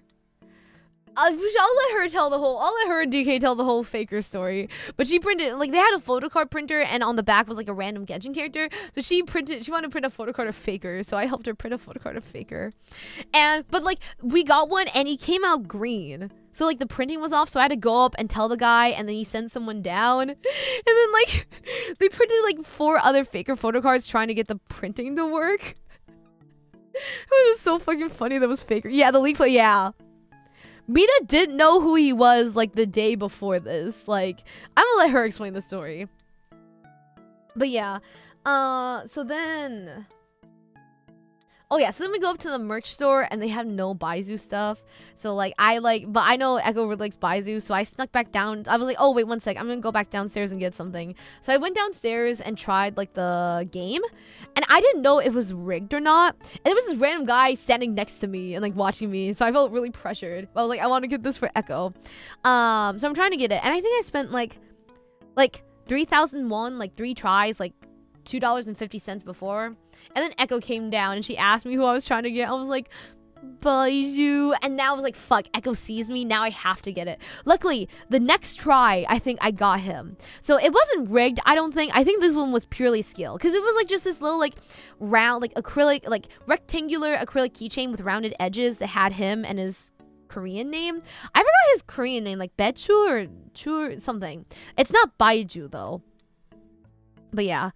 Yeah, so I got it for her and I was really happy. I was really happy. So Echo walked home with her 1 Baizu merch from the Genshin Cafe. But yeah. Oh! Wait, actually, did she? Did Mita get a dairy drink?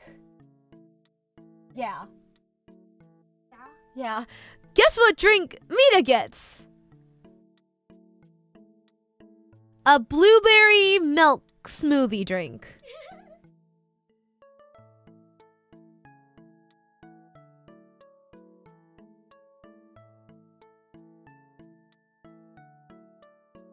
And she was like, it's fine, I'll just take a few sips, da-da-da. I go, Mita. When does this girl... When I tell you, she had dairy every fucking day. Like, so many times. And we managed to stop her some of the times. But other times, it's like, she is fine. There's a bathroom right there. Like, I'm telling you guys. Like... Jesus fucking Christ. So, yeah, I'm sorry, I forgot. That's what Mita got. Yeah, and then Echo got this, like, fried rice thing in the shape of, like, this little, like, temple.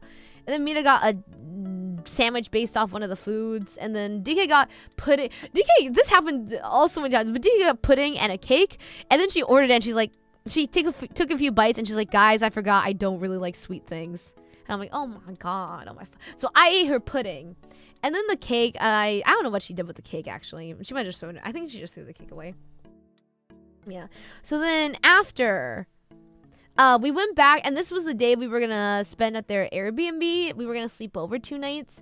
So we went home to get our stuff and pack, and then we met them. And then we get there, like, DK's so cute also. DK's in her pajamas with, like, glasses. And then Mizma went out to, when our taxi was going up, oh yeah, after the first time DK walked up that hill, we were again at barbecue before DK knew about the hill. Mita said something like, oh man, I'm not excited to walk up the hill. I'm like, and I'm like, DK doesn't know yet, Mita, DK doesn't know yet. And then I don't know how we covered up. I'm like, I think Mita didn't understand what I was saying, but then New Jeans was playing, so I was like, Mita, New Jeans! And then she was like singing along to the song. Oh wait, another thing. I have a recording of this. It was so fucking funny. Like, this one charges you if you leave leftover food, which is weird because like none of the other all-you-can-eat barbecues I've been to have ever done that. But so we were like trying to finish up, and Mita was like, So every time Mita would like pick up the fork and be like, fighting, play around with it, fighting, pick it up, fighting, put it down. fighting, and it just went on for so long. I got a video of it. I was like fucking dying though. It was just so fucking funny. But yeah, okay, I just remember that all of a sudden. So yeah, when I got to the Airbnb, me and Echo got there. Echo was tired. Echo went into Mizma and DK's room to lay on the bed. And DK was like, just cleaning up and like preparing to start cooking. And then I'm like, oh, is Mina taking a power nap? Because when we left the Genshin Cafe, Mina was really tired. So we were like, oh, go take a little power nap. So, and I'm hearing music coming from it. And I go in, and Mina's just like blaring music as she's asleep. And I'm like, is she awake? So I took a picture, and the flash was accidentally on. But she didn't move. So I was like, oh my god, she's fucking asleep. But it was so funny. It was just like one song on repeat. I don't remember the song, but it was funny. It was like a 10-hour version, she told us later. But yeah, so then we go, and we all help DK cook and everything, and then Mita wakes up and Mizma comes back. And Echo like continues to take a nap in the room, and we're just like fucking like, you know, giggling, like talking, hanging out. But yeah, DK made us Swedish meatballs with lingonberry jam that she smuggled in. It was so good. And like homemade mashed potatoes. It was so good. It was so fucking good. It was so good. I ate all of the leftovers. It was so good. I fucking love meatballs. It was so good. It was so fucking good. And then it was late. Like, I think when we ate, it was like 10 or 11 p.m. So we got ready for bed not too long after. And then, so the Airbnb said they had 3 beds, but when we got there, they only had 2. So they were like, oh, that's weird. So I want to snuggle with Mita. So DK, Mizma, and Echo slept in one bed. And then I was going to sleep with Mita. I go into her room. I'm like, Mita, is this a pull-out? There's a bed under yours. Because it's like a wooden bed frame and like a mattress. But then underneath it is another wooden bed frame and a mattress. And I know it's different colors because the bed sheet, like the fitted sheet, is a different color. So I know it's different. I know it's just not just like a really tall mattress. So we take it. It's 2 beds stacked onto one. And Mita was like, I was wondering why the bed was so creaky at night. I thought it was just Korean beds. And I'm like, Mita, are you fucking serious? Mita, it's so clearly 2 beds stacked on top of it. There's 2 bed frames stacked on top of each other. So it's late at night, and oh, I won't tell this story. I'll let them tell it because they were there, and it'll be funnier if you hear it from them. But they got a multiple noise complaints, apparently, their Airbnb host said, because guess who didn't read the sign that says, hey, after 10 p.m., shut the fuck up, please. There's people that go to work. So we were trying to be really quiet so they didn't get more noise complaints. So we were trying to like fucking move these mattresses and stuff. So we just put them in like the living room, kitchen, main area. And like me and Mita are just like, you know, fucking like, you know, it's Mita. And I just think Mita's so fucking funny. So we're like fucking giggling and stuff. But I'm like, Mita, be fucking quiet. Shut the fuck up. It's late. And at one point, DK messages us and like, or someone messaged like, DK and Echo said to shut the fuck up. I'm like, Mita, shut up. But Mita's like giggling, you know, being silly and stuff. And then Echo bursts open the door, walks out, like gets on top of Mita, is like fucking like strangling her, and she's like, what do you say? Yeah, Echo was like, shut the fuck up, I'm trying to sleep, if I had to come out here again, I'll kill you. And she's like on top of Mita, like fucking strangling her, like shaking her neck back and forth. And I'm like trying not. No, Echo comes out and I'm like, it's Mita. Because Mita was the one like making all the noise. I was like being pretty quiet. I was like silently laughing. And like I've never been more scared of Echo in my life. But it was so fucking funny. I was like trying not to laugh because I didn't want Echo to strangle me. It was so fucking funny. I've literally never thought Echo was scary before that moment before. And then Echo leaves and Mita's still fucking laughing. I'm like, Mita, shut the fuck up, be quiet. But Mita's like giggling, like laughing. And then Mita opens up like in love in deep space. And we do a pull, and she gets her the one she wanted on the first try. But then I'm getting sleepy. So then Mina's trying to explain the game mechanics to me, like the gems and everything. She's like, explain the game to me. I'm like fucking falling asleep, and then I fall asleep. And then the next day, we wake up. What did we have that day? Oh! Yeah, it was Lotte World.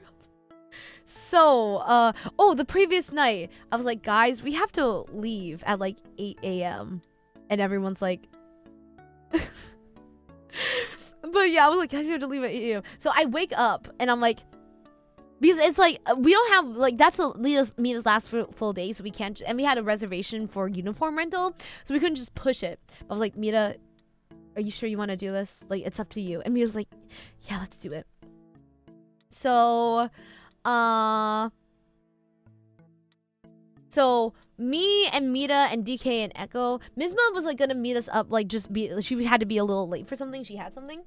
So we're outside trying to get a taxi. Me and Mita get a taxi. But like taxis can only take 4 people max, but I forgot Mizma stayed behind. So when we were getting in the taxi, Echo said something as we were getting in. I was like, yeah, just get a taxi and meet us there. I fucking forgot we could have all just taken the same fucking taxi.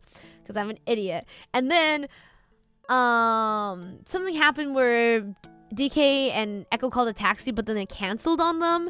And then they couldn't call a new one. So then they had to take the subway. And I felt so bad because I was like, oh my god, I didn't realize. I forgot Mizma was going to be a little late. We could have all just taken the same fucking taxi. So we get there. Me and Mita have a little snack at the convenience store. And then they meet us and we go downstairs for the uniform rental. And then Mizma comes a little bit later and then we all get our uniforms and it was so cute. It was so cute. The uniforms were really fucking cute. I wore the Produce 48 one because they had the fucking Produce 48 outfits for some reason. So that's the one I wore. But it was really cute. It was really cute. And then we go to Lotte World. We do me, Echo, and Mita do the bumper cars, but it was a long line, so DK and Mizma went and walked around. And then we met up, and then me and Echo lined up for like the one that's really high that like drops you down really fast. And then Mita, DK, and Mizma went off and lined up for a different ride. And then we just got food and walked around and like took pictures and stuff. So yeah, that was fun. We wanted to ice skate, but it was like in the same area, but it was an area that was like you wasn't in Lotte World, and once you go in, you can't go out. So we were like, we'll do that after. But then we spent a lot of time there, and we had something else we had to get to, so we weren't able to go ice skating. But we were able to go ice skating. Oh my god, we got an hour left. Okay, we weren't able to go ice skating. But we did other stuff, and then we got a photo booth, and we took off the uniforms, and Echo was really sad. Like, I already taken mine off and, like, stepped out, and Echo was still standing there in hers, and she was like, I don't want to take it off. So now I'm trying to convince Echo to buy, like, a little thin sweater vest to put over a shirt, because it was really cute. But then Mita wanted to do a ghost tour, and I was like, what the fuck is that? Never heard of that in my life, but apparently there was one in Korea. I was doing like a little like hike walk thing, and they take you to like places where like ghost things have supposedly happened and da. But I was like, this kind of seems like a tourist trap. So me, DK, and Mita went, and then Mizma and Echo kind of like went off and like walked around and shopped and did their own thing. But it was actually really fun. Like the guy was actually, I went in there like with very low expectations, but the guy was really funny, and he took us to some places, and like he was just really entertaining with how he told stories. But I didn't know because I originally wasn't part of it. It was Mizma, DK, and Mita. But then Mizma's back was really hurting, and that's like just continuous walking with no breaks. So I went instead because I wanted to be added on anyways. But yeah. But they signed up for the extended one because we thought it was just an hour and a half. But an hour and a half came, and we realized we had the extended one. So I told them like, guys, we're gonna be here like maybe an hour longer. But we were walking a lot, so DK's feet were hurting, and Mizma was in like, not Mizma, Amita came in like, you know, like fucking like big sister mode. suddenly one-san Mira, and after like a certain part when we were kind of near the end of the extension, she was like, oh, like because he was like, oh, if anyone needs to leave, like the general one ends here and then we'll go to the extended. But so this was after that, so we was like, oh, excuse me, oh, it was really fun, but we have to go meet our friends, like you have their emails to send the info and everything to, right? And like big sister mode activated. And then he was like, Mira, like I still wanted to do it. And he was like, nope, you need to rest your feet. So then we went up and met with Echo and Mizma. And they were in Hyundai. And we wanted to do a little bit more drinking. So we got some drinks. But then me and DK wanted to drink something fruity. So at the first place, we realized we didn't have anything fruity. So Mizma was the only one to drink. And then we went to a second place. And Mizma had to go line up to try and get a charger. So me, Mita, Echo, and DK went to another place, and Mita was like really tired at this point, and I think the mood was like a little down because it was Mita's last night, so we were all like trying to like pretend to be happy, but we were all like kind of sad. But we got me and DK got a drink, and then we just got like this cheese platter because we fucking love cheese. But while we're at that second place, Echo's sitting next to me, and I'm sitting by a seat near the wall. Echo suddenly goes like, and I'm like, what? What's the matter? What, Echo, what? And Echo's like, I'll tell you if you move right now. I jump up, go over to her, and I'm like thinking like, it must be like a spider or something. I'm like, what? And she was like, I just saw a cockroach scurry across the wall. And I'm like, where is it? And she's like, I don't know. When you moved, it disappeared. And I'm like having her like fucking check my clothing, like making sure it's not on me, checking my bag and everything. And then I'm like, I think we should go. So then we like get everyone up. We're like, let's head out, let's go pay. And I wanted to tell the waiter, the guy, that there was the cockroach, but I didn't want it to seem like, oh, we're like, foreigner, like trying to like, like I'm a foreigner, like trying to fucking get a free drink or something, or get like get our receipt paid off. So I felt bad, but I was like, oh, I just won't tell them. So we just left. We left very quickly, and then we decided to go to karaoke, a night of karaoke. So we went and we sang some sad songs dedicated to Mita. And then I think Mita was getting teary-eyed. It was so cute. DK started crying because like DK was like, oh, earlier at the bar, DK was like, DK had contacts in, so her eyes were really dry. She's like, Nuna, make me cry. And I was like, don't worry, you'll cry later, like signaling to Mita. And she's like, I won't cry. At karaoke, suddenly I look over, DK's like crying. I'm like, what's wrong? I thought you said you were gonna cry. But DK was like, it's because Mita started crying. And it was so cute. DK was so cute. Like, I'm never fond over someone like this that like wasn't like an idol or a celebrity, because usually I like being fond over. But DK was so cute. DK is so cute. So cute. Like, I cannot describe how fucking cute DK is. Like, just so fucking cute. She's just so cute. And she doesn't think she's like, I'm not cute, I'm cool. And like when you pinch her cheeks, she'll like oh wait. Oh shit, I have some stuff to read out that I didn't see. Oh wait, shit, I forgot. I just remembered it all of a sudden, so I had to check it. But it's so like when you like pinch her cheek, she'll be like, stop it, but she won't like even move. She won't like she'll just like sit there and let you do it, but she'll be like, stop it. And it's so cute. She's so cute. She is so fucking cute. Like, oh my god, she's just something about her. She's just so cute. But she like doesn't want to be cute. She's like, I'm cool. It just makes her cuter. It just makes her cuter. She is so cute. She is so fucking cute. But yeah, I forgot. I have to read this. I didn't even see this. Oh god, not the font. Wait, let me put you. Yes. Sorry, I forgot. I forgot I had to read this out because these are Stream Elements 1. So I couldn't read it out before. But yes, thank you so much for the pizza fun from the other night. I know when that was, the Overwatch stream. Thank you, DS. Thank you. I really appreciate it so much. Thank you. The pizza was very good. It was very good pizza. Oh, yeah. Thank you for the pizza. It was really yummy. Thank you. It was really good. As you saw from the art Echo drew. And then also, Oh wait, I need to. Oh wait. Sorry. Well, I'll just read this out on streamons. 친구 생일 파티에 왔었는데 방송 못 보겠는데 나중에 못 볼게. 누나가 드라마 보면서 재밌게 보냈으면 좋겠어. 나는 누나만 좋아한다님. But there's no point in reading it now. There is a point. I'm gonna read it now. I mean, wait. What? Why are you saying I shouldn't read out this anonymous Amorons donation? What do you mean? What do you mean? I think everyone. Why are you saying it like it's one you sent? Huh? Context clues. 나는 누나만 좋아한다님. 도네이션 해서 너무 감사합니다. 네, 그 드라마 보기 진짜 재밌었어. 진짜 재밌었어. 근데 스포일러. 그 나중에 얘기할게. 그 다음 워치랑 방송할 때 얘기할게. There's stuff I want to say, but I shouldn't. In case it's spoiler, but 태성. I want to see more Taesong. I'm not gonna lie. I want to see more Taesong. But thank you for the donations. Thank you. I really appreciate it. Thank you. I remember. Yeah. I will always read these out during streams where I am able to. So even if you send it during a stream and it doesn't pop up, I'll always read it later. I'll always go back and replay it later. So thank you. But yeah. Wait, what was he saying?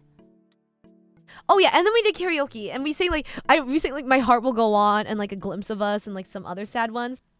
But I was really stupid. I don't know why I didn't think of this. Like I just thought we walked out of the bar, I saw a norebang. I was like, let's go! But it was like a norebang, not like a coin norebang, like one like an older one that was kind of like dingy. I was like, I should have just gone to a coin norebang because some Japanese songs are only available on the newer systems, and this was a slightly older one. So it had like recent Korean songs, but not like recent or not like newly added Japanese songs. Because I really wanted to sing Ikanaide with Mita, but it was only available on the recent ones. Or like Unravel too. I want to sing Unravel with everyone because we wanted to sing sad songs. But then Mita sang this one metal song. It was like BYOB. Oh, BYOB by System of the Down. Mita sang it, and we were like, holy fucking shit. Mita, you need to cover a metal song. No, she sang it so well. Like, next time, if there are any customers in chat right now, you should request, like, a BYOB song from her in a karaoke stream. Literally, next time, like, BYOB by System of a Down. It was so fucking good. It was so good. Like, holy shit. Oh my god. But she was like, and like, going to... You're like, wait, what's the lyrics? I have a video of it too. She was like... And, like... Wait, what was it? Like... dancing in the desert, blowing up the sunshine. Where the fuck are you? It was so good. It was so good. Holy shit. Her screaming parts were so good. We were like fucking in awe the entire time. Did you scream like Mizma? I've actually never heard Mizma do metal scream. But Mizma was really good. It was really fucking good. It was really good. Any games I'm playing? Not today. Just a Zatsu today. We'll continue like more like 3-hour regularly scheduled streams this upcoming week. Yeah, we did karaoke and then we went back and we stayed another night at their Airbnb.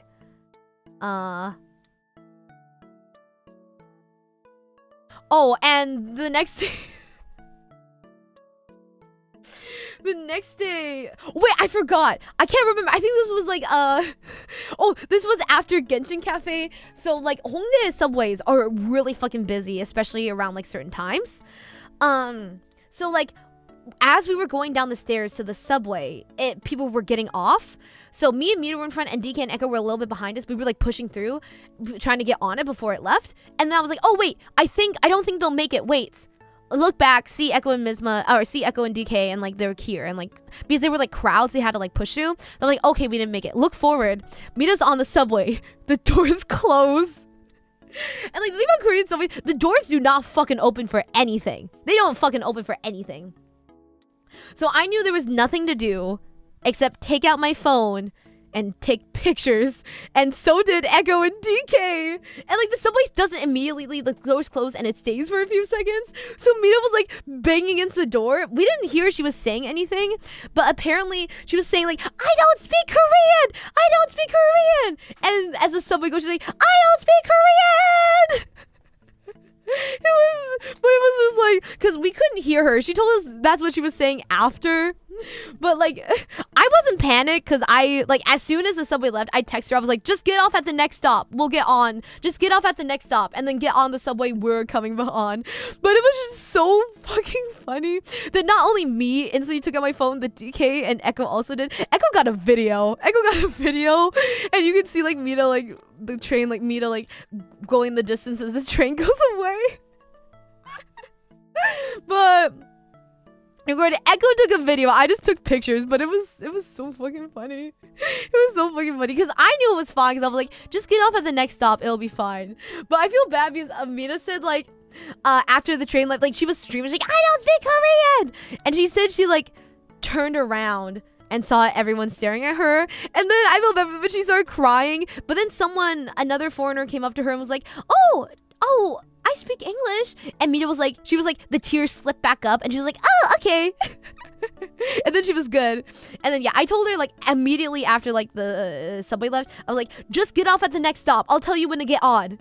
So she got off and then we got on the next subway. And then when the subway came to that station, she got on. And then she was like, bruh, I think this took a few years off my lifespan, man. I'm so tired now. So that's why I was like, go take a power nap when you get back to the Airbnb. But I was like, it's okay, Mira. Sunbae was here. You think Sunbae was gonna let you go away? Wait, what did Mina say? She was like, when I got on that subway, I thought, damn, there's nothing. I just have to die here. And I was like, Mina! Mina! Holy shit! Like, Mina, all you had to do was get off at the next station. That's what I told you to do. But she was literally like, I guess I just die here. Echo's laughing. So yeah. So then, yeah, so I forgot about that story. That's probably second funniest thing. I'm sorry, Mita. I know, but I can laugh at Mita because I knew she was in no danger.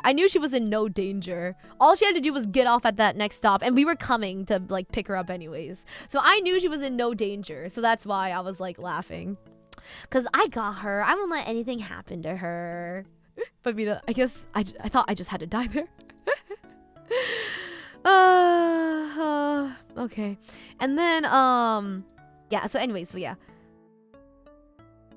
So the night after karaoke, we got back kind of late. So yeah, we got back kind of late. Can't remember if we taxied up there. I don't know. But they've been taking taxis like from the station to their Airbnb like every night.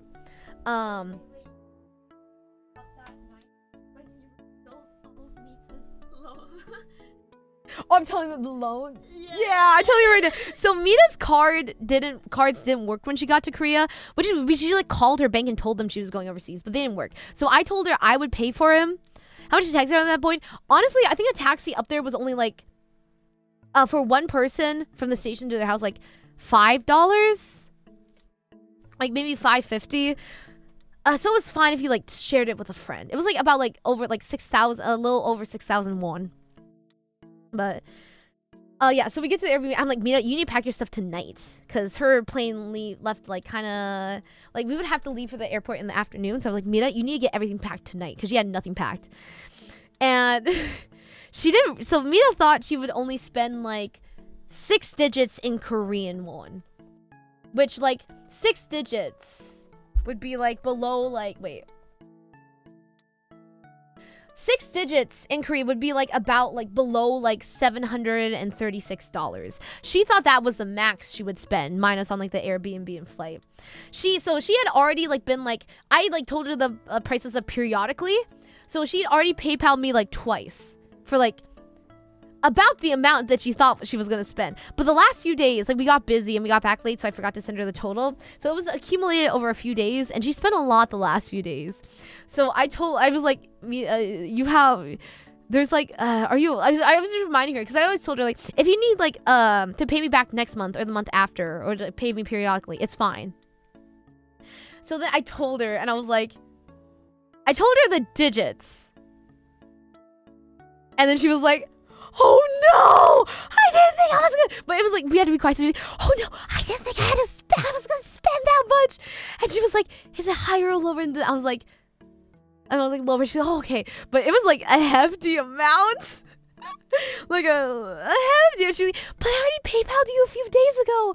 I was like, yeah, this was everything after that you bought. And then knowing how much she spent, she had to pack everything.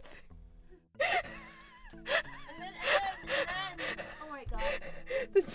So, like, I think DK and Mizma, like, kind of went to bed right away. But so it was, like, me, Echo, and Mita out.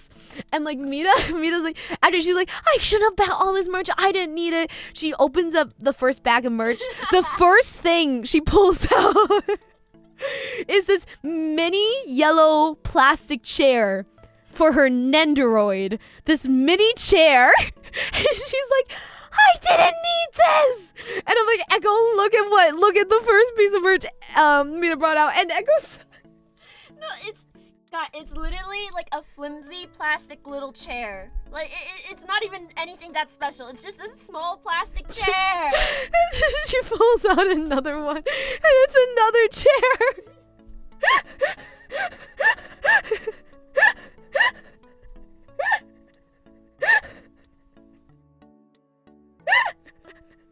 And she was like, I didn't need this.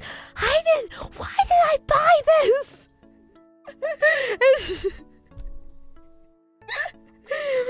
she keeps just pulling out shit. And she's like, I didn't need any of this. It was so fucking funny. And then, oh my god. And then she keeps pulling out. And I'm like, Mita, remember when you said you wanted to buy something for your brother? And I was like, oh, you could probably just get one thing. And you bought like 5 pin badges for him. And she's like, I didn't need any of this. And then flashbacks to when she said she would treat us all to drinks. Yeah. She was like, oh yeah, I didn't think that's why when I said all drinks on me at May Cafe, I wasn't saying. I was like, Mia, do you want me to take it off? And she's like, no, I have to buy it still. It was so fucking funny, man. It was so fucking funny.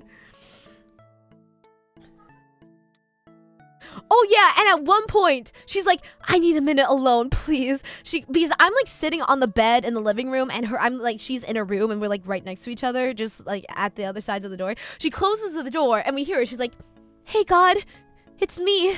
I know it's been a while, but I know I've made some mistakes, God, but I'll do better. This hasn't happened since high school. And then long pause. How's Harambe up there? And like me and Echo fucking lose it. And she like keeps like fucking role playing, and then she's like, okay, and then she opens up her door and she's like fucking bows. She's like, 감사합니다. It was so fucking funny. It was so fucking funny. It was, oh my god, I have the audio too. I could share the audio. Oh wait, also, this wasn't this night, but another night. Like sometimes, I guess I didn't know I do this, but like I sometimes I throw my head back when I laugh, and Mita was like, oh my god, Sunbae, you're just like Hannah Montana. And Dika was like, yeah, I know what you mean. And I was like, what the fuck? And she was like, at the end of the opening, when like she you get the best of both worlds. Ha ha ha ha ha. And she throws her head back. You do the same thing, Sunbae. And I was like, what the fuck? What the fuck? Now I'm insecure. I forgot about that. But I feel like oh my god, her and DK kept doing this like My Hero roleplay, and DK was like, Deku, you stupid fucking idiot, and me was like, sorry, Kachan, I just wanted to help you out. And it was just so funny. They would just go back and forth, just fucking role playing, and it was so fucking funny. It was so funny, man. That's like one of the best bits. Like I missed that so much after Mita left. I missed their fucking Bakugo and Deku roleplay. I haven't even fucking seen the anime. Yeah. Sorry, Kachan. It was just so funny. It was just so fucking funny. Please, when Mina comes back, ask her to do her Deku voice. But yeah. So, yeah, and then eventually, like, it was like fucking like it was like 4 or 5 a.m. 4 or 5 a.m. And I was like, oh, also that day we had another incident, another lactose incident. But anyways, oh wait, I forgot. So we rented school uniforms, but you know, like we rented them so you can't get dirty. First meal Mira eats. Or it was a while after, but we see a stain on her clothes, and it's from the fucking pizza she ate. And we're like, Mira, that's the only thing you've eaten all day. That was our first meal. So I was like trying to get it off, and I had my Tide pen, but Mira was really ticklish. And for the Tide pens, you have to like press down and like rub hard. So I feel so bad. We're like, wait, Mira, we gotta get this off. But she was like laughing because it tickled. And we felt like school bullies. So I was like, Mizma, hold her down. So I could rub out the stain. And DK was like, it's literally like we're school bullies. You were like, hold her down. And we're like fucking like holding her down so she doesn't like squirm so we can get the stain out. Cause like it was like a pizza stain, and DK had the same thing where DK's foundation got on her collar, so I had to do the same thing for DK. I had to like use my Tide pen and try to rub out the stains, because I didn't know how much they would charge us if they saw it, so I was like trying to fucking save us money. So I was like fucking like rubbing out the stains. I rubbed out Mita's and I let it dry, and I went to DK, let it dry, and we went back to Mita because she somehow got it on her back again. She got multiple stains. One was on her back. I don't know how that happened. On her back. So then we had to do the same thing. We had to like turn around, like rub it out. And I think Mizma took a video of us where I was like fucking like scribbling the Tide pen on her back. Yeah, and then like, oh, DK's was like white and had like foundation on it. So I was like, fuck. So we were like, okay, when we go in, we have to distract them. Mita, you have to play the nice person. You have to distract them so they don't look at it. But then, like, when we gave them the clothes, they, like, were inspecting each one by one. And I was like, fuck. Luckily, they didn't see it or they didn't care, though. They didn't charge us. But I was like, because some of the stains were definitely still there. They were still there. But luckily, yeah, they didn't catch us. So, oh, thank God. But yeah. So then, yeah, okay, so yeah, I forgot to tell that story. That was also funny. Cause like, Mita, how do you get the pizza sauce on your back? On your back, Mita. How? But yeah, so that, so anyways, that night, yeah, it was like 4 a.m. and I was really tired. I was like, Mita, you have to promise me to finish packing before, like, you go to bed. You have to because I think I'm gonna fall asleep. And then I did fall asleep. And then we woke up and Mina wanted to have her last meal to be noodles, the cold noodles. So I, as a sunbae, I bought everyone cold noodles minus Mizma because Mizma was like super dead asleep. We got cold noodles and I had like bibimbap, which is like the noodles, like the chewy noodles with the red spicy sauce. And then we were on Netflix and we saw this like Hanano, wait, what was it? Girl from Nowhere on Netflix. It's a Thai drama. And there was an Mpreg episode, so DK was like, Mpreg is beautiful, we have to watch it. So we're watching it and eating. But then it gets really, like, pregnancy already really kind of grosses me out because like the stomach is like just like really like, ugh, I don't know, something about like a pregnancy. I'm already like not down with it. And then like it gets to the part and his stomach's bloated and he's like fucking throwing up all over the place and bleeding, and apparently he's bleeding out of his eyes and stuff, and like, he's like fucking all over the bathroom like throwing up. And me and Mira are like, because it was already like kind of difficult to eat at some points where I was like, oh. And then it got to a point where like, I was like, I can't watch this while eating. I can't. And Mina was like, I'm good. I'm not hungry anymore. And at one point he took like a knife and was pointing it towards his stomach, and I got up and I was like, Mina, don't look, don't watch, Mina, don't watch. But then luckily like it stopped there. Anything like something knocked at the door and he like that gross scene stopped. But it was really bad. I was also like not hungry after either. I go learn the term from no, because DK kept making Mpreg jokes. She kept being like, Mpreg is beautiful, Mpreg. We kept fucking Mpreg. And then the next day, it was when Echo realized Mpreg means male pregnancy, not like Mpreg Nate someone. And we were like, Echo, the whole yesterday, DK talked about Emperor how many times? But yeah, so then finally it was about time for me to leave. Mizma woke up and we all like sat on like the beds we had in the living room, like in a prayer circle holding hands. And we were like, so what was your favorite part of the trip? And then we played like hand games that no one understood except me and Mita. And yeah, but as we were leaving, we were delayed in leaving for a certain dairy-related reason. So then we ended, I decided to go with Mita to the airport just to tell her goodbye because I wanted to talk to Mita a little bit longer. As we're in the taxi to the Airbnb, Mita tells me a little funny story. We were talking about the Airbnb and it was like, and you know,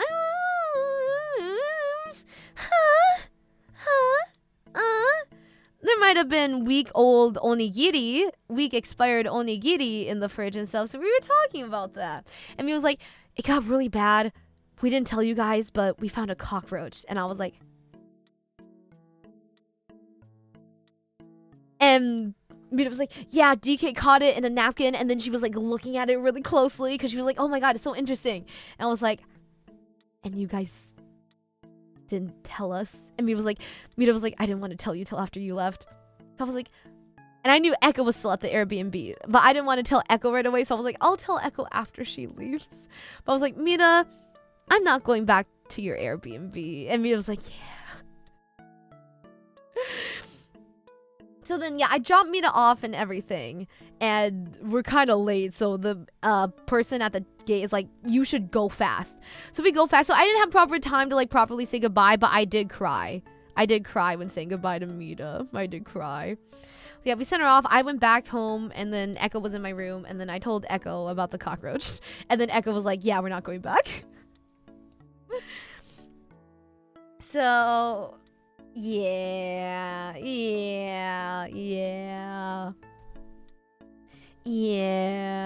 And then they had their stream, and then I had my stream at night, and we had the pizza with Echo.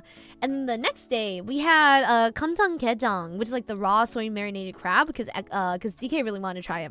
And we went to this like really expensive place, but one of the staff recommended it, so we went. It was so fucking good. The last time I had raw marinated crabs, I did not like it. But now I really like it. I think this one was probably higher quality, but it was really good. So we had that. And then I think we just went more shopping. The calendar is empty after this, so I kind of forgot. But I know like over the next few days, it was more chill after Mita left. It was more chill. We had some like a dinner and stuff together, everything, went to do some shopping. But then one night, the night before they left, we were like, okay, we're gonna drink a lot. Cause I rarely get drunk, because I have a pretty high tolerance. So I think since moving here, I've only gotten drunk like twice. So,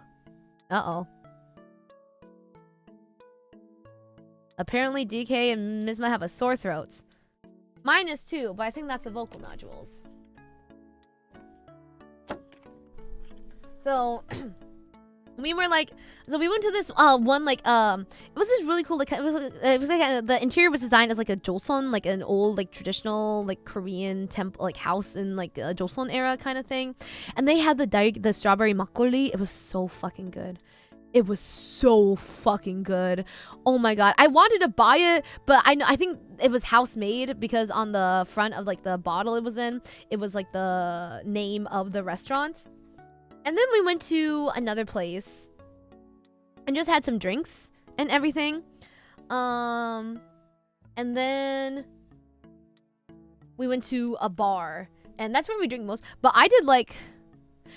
we did a lot of lemon drop. I did a lot of lemon drop shots. So did some of the other girls. But like it just wasn't getting me drunk. Like I was still like not even tipsy. So I was like, okay, we gotta go in with the tequila shots. So I got tequila shots, and barely anyone wanted to drink them. So I did 3 in a row. I did mine. Someone handed me theirs. Took a few seconds, did another one. Someone handed me theirs. I fucking did another one. Because I knew the lemon drops weren't like affecting me. Like I was still like not even tipsy. And then I ended up drinking some soju, and then I got drunk. And then I can say with confidence that I got drunk. But I got a little bit of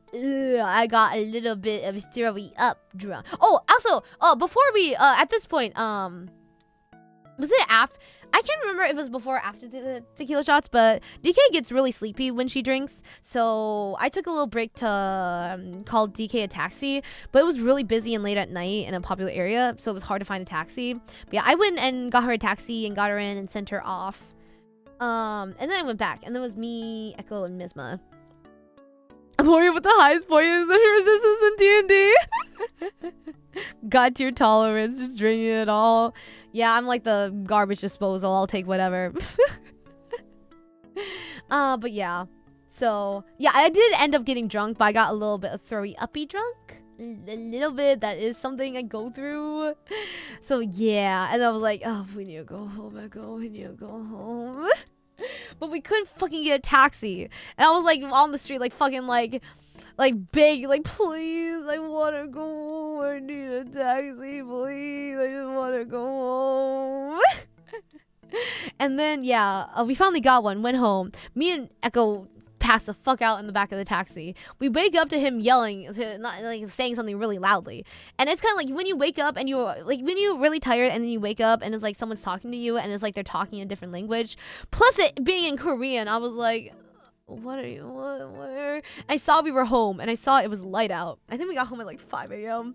So we go home. I put my stuff on the floor. I get in my pajamas. Don't even take off my makeup or brush my hair or brush my teeth. Go to bed. And then I wake up at 10:45 and like I'm kind of like, oh, I need a pee, so I get up and pee. But I'm kind of like a little. My tummy is not feeling very good. But I realized that's a hangover. Because I thought hangovers were just headaches. Because, like, in TV and stuff, whenever a character has a hangover, they're like, ugh, and, like, grabbing at their head. And it's always a headache. So I didn't think, like, being nauseous, a little nauseous the day after was a headache or was a hangover. I didn't think it was a hangover. So, yeah. I thought only headaches were hangovers. I didn't know. So yeah, so now I can say I've had hangovers. I've definitely had hangovers before. I can say that now. And yeah, now, and then the next day we got all you can eat, like samgyeopsal, pork belly. And when we were there, because I know Mizma really likes to drink beer with meals. I was like, Mizma, are you drinking? And she's like, not today. I was like, okay, good. Because I was like, if I even see alcohol, I think I might. Wait, you believe me? Wait, really? I thought it was so obvious. Really? Wait, I actually believe you when you said in boyfriend had a. Wait, really? I thought it was so obvious. Oh my god, I actually fool you guys. I was just trying to be a little cheeky. No, it was totally me. And I was like in bed, and I was just like, oh, I'm so dead. I'm so dead. Yeah. So we went out and. Yeah, we had the barbecue, and then I left midway through the meal to go throw up in the bathroom. I was really not feeling it. But after that, we went to a cafe, and I got, like, some... I felt better after that. But yeah, I was like... And I forgot to drink one of those, like, condition stick that you drink after drinking. But the morning of after, I, like, took one. I was like, I don't know if it's too late for this, but I'm gonna eat it. Because it was very specific. Yeah, I thought it was obvious it was me too.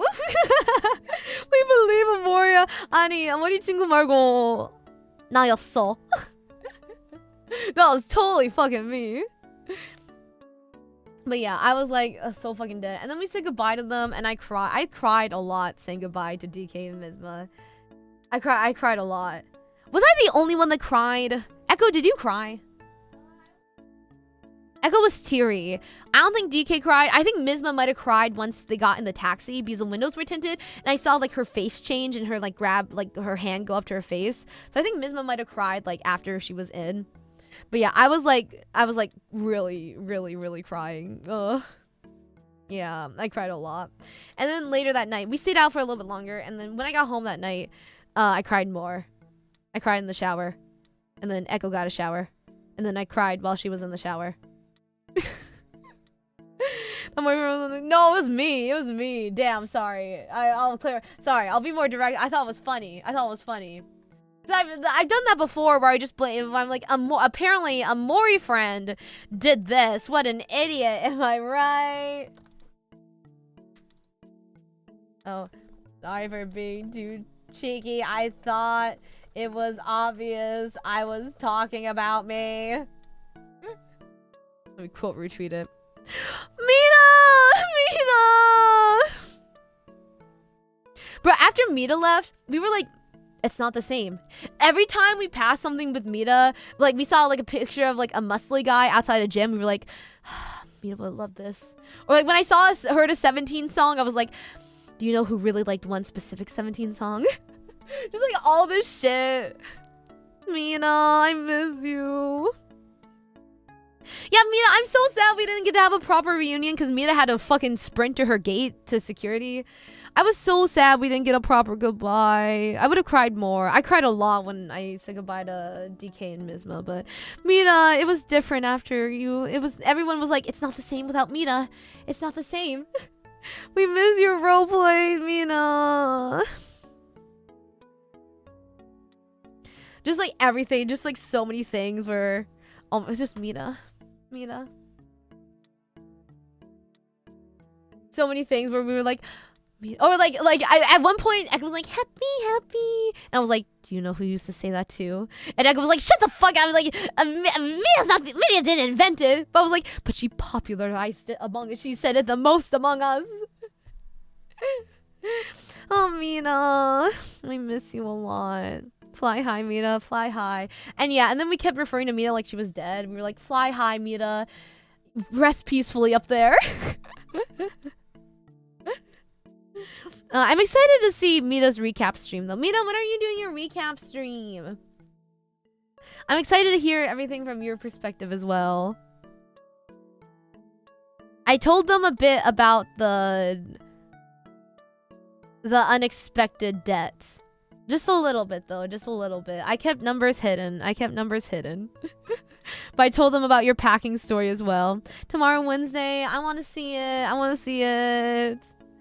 Yeah, and your chairs, your plastic chairs that you bought 2 of. Oh my god. I think that, the subway incident, and the gritty was like, I think those 3 moments were like when I laughed the most. It was just so oh, also when Echo was like strangling you and telling you to shut the fuck up. I still vividly remember that one. Mina. But yeah, and now it's just me and Echo. We're gonna go to Make Cafe, and then Echo's going in the office to record some stuff. When she strangled me, I cracked up. I know. I was like, Mina, shut the fuck up. Because I felt like I was a good kid getting fucking rolled in with the bad kid. But I was like also I was laughing so much when she was strangling you, but I was trying to be quiet because I didn't want Echo to strangle me next. Because like Echo was actually kind of scary. Like I've never seen Echo that aggressive. It was so funny. Echo like Echo has like a different personality when she interacts with Mita. So many times when I saw Echo looking at Mita, she'd be staring at her like but just with the most like done face. Like she's just so fucking fed up with Mita. Like every time. And I would never see Echo use that face with me or DK or Mizma. She would only use that face with Mita. It was so fucking funny. It was so funny. Oh my god. And Mita kept fucking hitting Mizma. Like she would like kick the back of her legs accidentally or like step on her shoe or just like accidentally hit her. And at first, I'll let Mizma explain this too, but it was like funny. But then she almost like tripped Mizma and Mizma was like, Mita! So then it was like every time she would do it, Mizma would get mad at Mita. Cause she did it so many times. So many good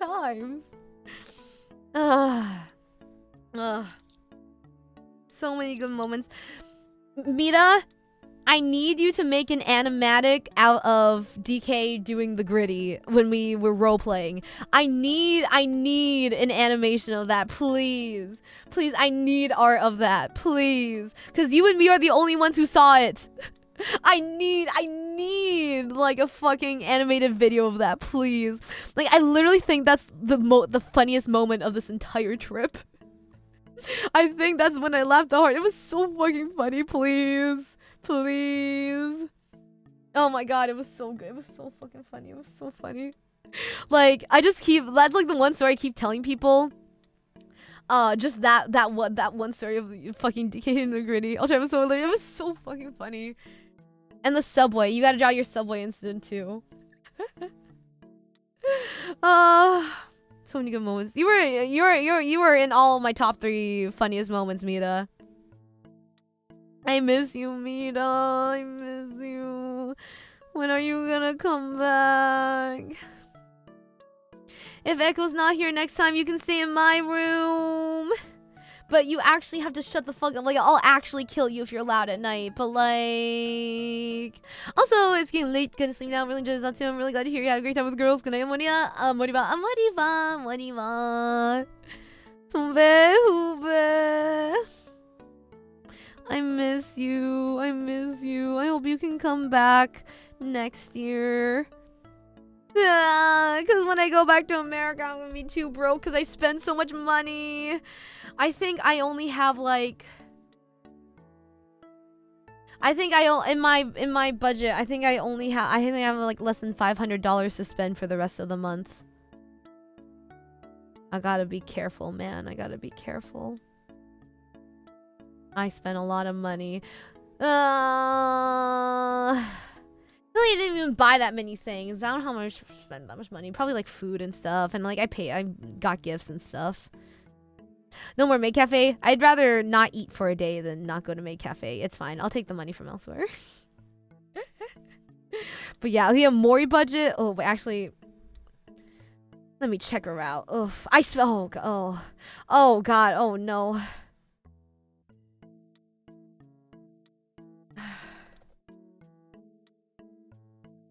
It's alright. After Echo leaves, it's back to convenience store food. I have $491 to spend this month. The rest of this month. How many days are left? A week and a half. Okay. I spent a lot of money this month, guys. I'm sorry. Amori budget. I'm sorry. I know one of the girls mentioned Japan trip next year. And I'm like, guys, I know my trip will be significantly cheaper than y'all's because, like, I live right next to Japan, so the plane ticket will be a lot cheaper. But I'm gonna have to save up too. Like, trust me, I'm gonna have to save up as well. I'm gonna have to save up too, man. I'm gonna have to save up too.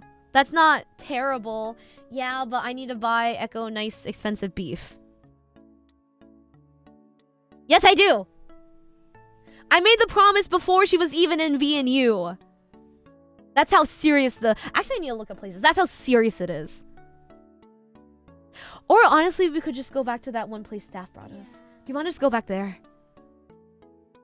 You want to go back there? Okay, let's go back there.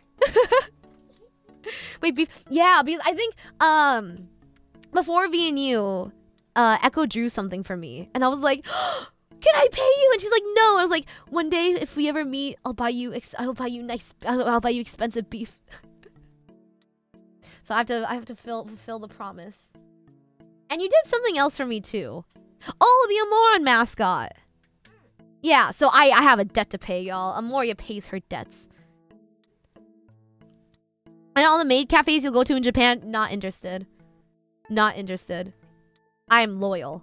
Also, from Lior Senpai said, I think she liked the maid cafe experience more, or at least it was different, more in Korea. Because in Korea, it's more like chill. Like, they just come over and talk to you and chat. We talk about like anime or like what we're doing and like plans, like stuff like that.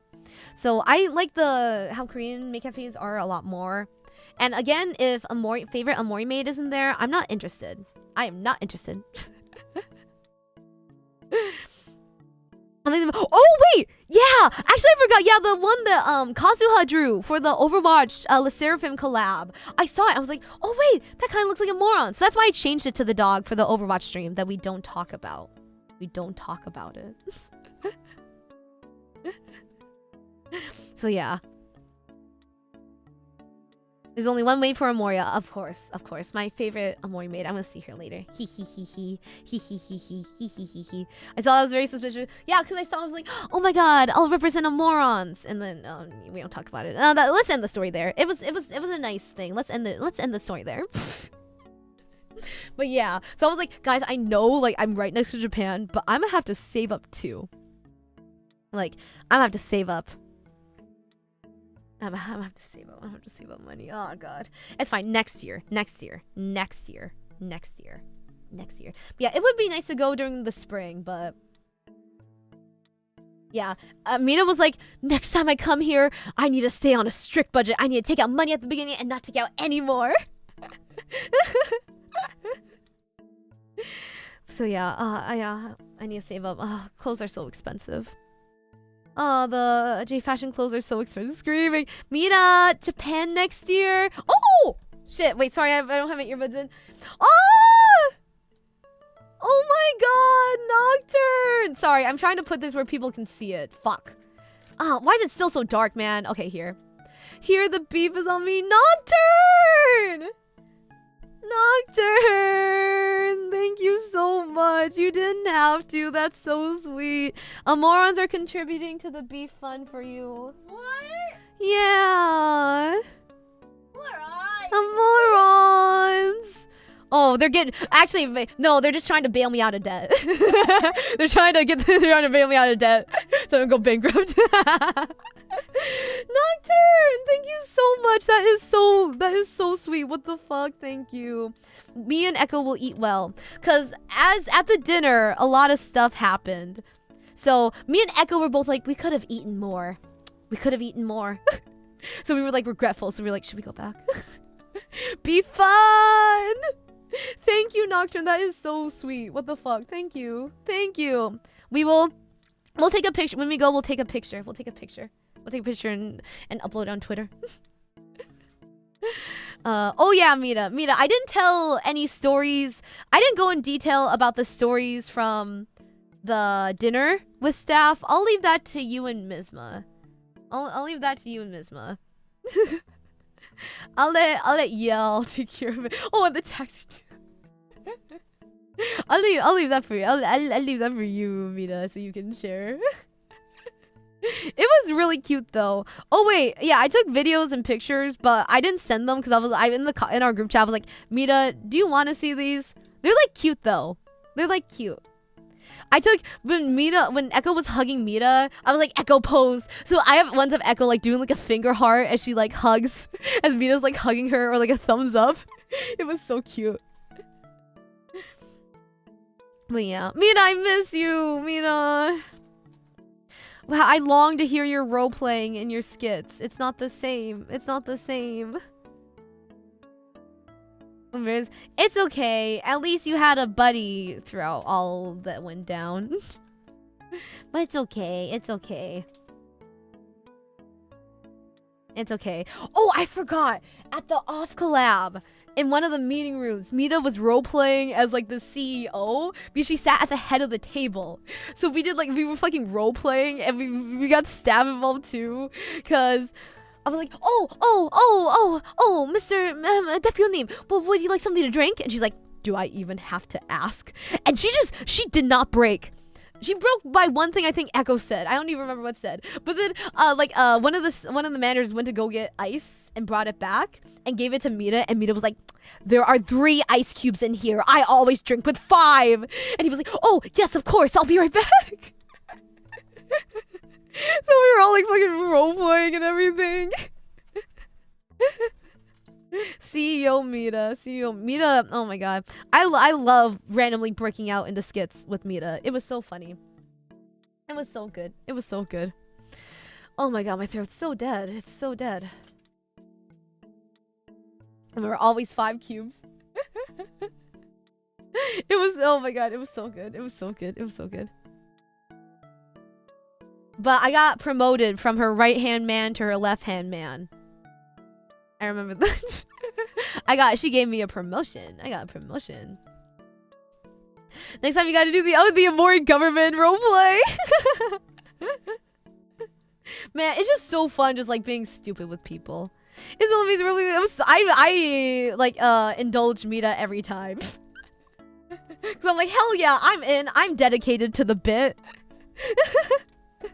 Oh, there were so many. I still really miss your Deku and fucking Bakugo shit with DK. It was so fucking funny. It was like one of my favorite bits. It was so funny. It was just so funny. It was so good. Also, Mina, I told them how you ate dairy literally every fucking day you were here. Every day. Sometimes multiple times a day. Let's see what else. I forgot because I'm going off the calendar I made, but after Mita left, or like the last 3 days on the calendar kind of empty because we kind of just did whatever, so I kind of forgot what we did. Oh, yeah, I gotta tell you something. I ate dairy here and I'm fine. Really? What was it then? What was it then? Were you just like nervous? Or were you just like in nerves or something? Really? Oh my god, I forgot. When we were on the ghost tour, Mita like whispers to me, do you think there's like a ghost of like stomach aches or something? I was like, Mita, stop trying to come up with an excuse. You're just lactose intolerant. She's a little owie but not dying. I don't believe her. It has to be something. Mita, like, it has to be something. There's like there was a reoccurring pattern, Mita. There was a reoccurring pattern to everything. And I don't think dairy is any more harsh in Korea than it is America. But there was a pattern, Mita. There's a reoccurring pattern. I go. Bro, it's so weird. Bro, that taxi ride. I think that was one of the most scary parts of the entire trip. That fucking taxi ride. Bruh.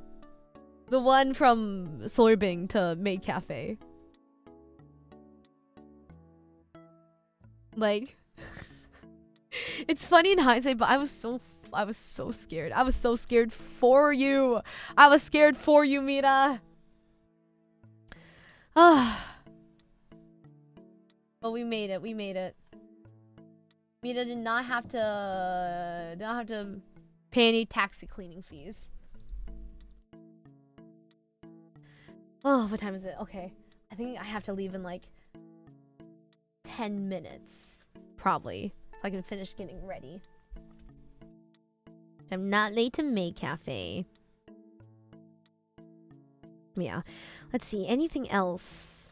I'm surely missing some things, but I'm gonna guess the other girls will cover it. What else? Oh, Mita, when we had the raw marinated crabs that you wanted to try, I do not think you would have liked it. I think you would have been creeped out by it because it came like with the crab. Like the crabs were just cut in half and you just like squeezed the meat out. I do not think you would have enjoyed it. I do not think you would have enjoyed it. Because if you didn't like the deep fried soft shell crabs, the mini ones, I think this would have freaked you out. I think it would have freaked you out. Okay, I meant... Haha, I meant you. Yeah, I don't think you would have liked it. I don't think you would have liked it. It was very good, though. I liked it, and DK liked it. Yeah. Oh, yeah, I never got to bring them to Baskin Robbins. We were just so fucking busy, or, like, people were full. But I wanted to bring Mita to Baskin Robbins because they have, like, non-dairy options. But then she was like, oh, like, there's, like, fruit sorbet and stuff. And she's like, I don't like sorbet. So, yeah, I never got to take them to Baskin Robbins. We did get bingsu, though. DK really liked the strawberry bingsu. What else?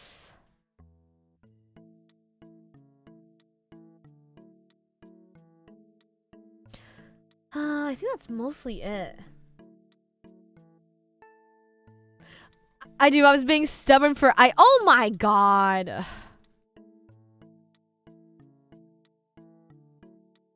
Mita! Oh my god. Mita did not like sorbet. She was just being stubborn because she wanted ice cream.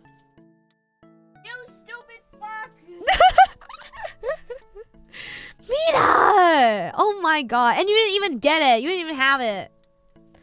Oh my fucking god. Oh my fucking god, Mita.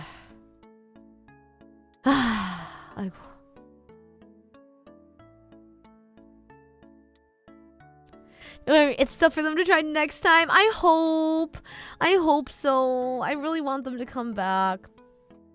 I think I will see one more girl this year at an undisclosed time. But I think that might be it. I think that the post... Mita, how's your post-vacation depression? How's it doing, girl? I'm feeling mine already, and Echo hasn't even left yet, but I'm feeling it.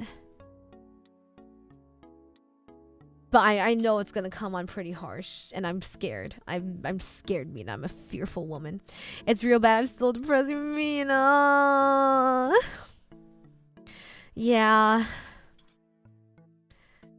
Yeah. Mina, let's save up for Japan next year. Let's save up for Japan next year, Mina. DK wants to go up the 10,000 step shrine or whatever. Let's go to Japan next year, Mita. Oh, it's gonna be so long till I get to see them again. Man. God, fighting. When Kyoto? I don't know. It's just somewhere it's really long, and if you reach the top, you supposedly get good luck. But I was like, DK, I'd do it if everyone else was doing it. I'd go for the vibes. I would never do it alone. But yeah. Oh yeah, when we were talking about it, we were talking about Japan. I mean, like, one of the girls was like, I think Mita will go bankrupt. But yeah. Next year, Japan trip.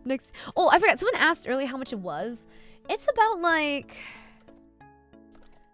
I think I paid about like $250 for a flight. I believe. And then I spent a lot of fucking money in Japan. So I feel you, Mita. I also overspent when I went to Japan. Not as much as you, but still overspent. I think I went like $500 or $600 over.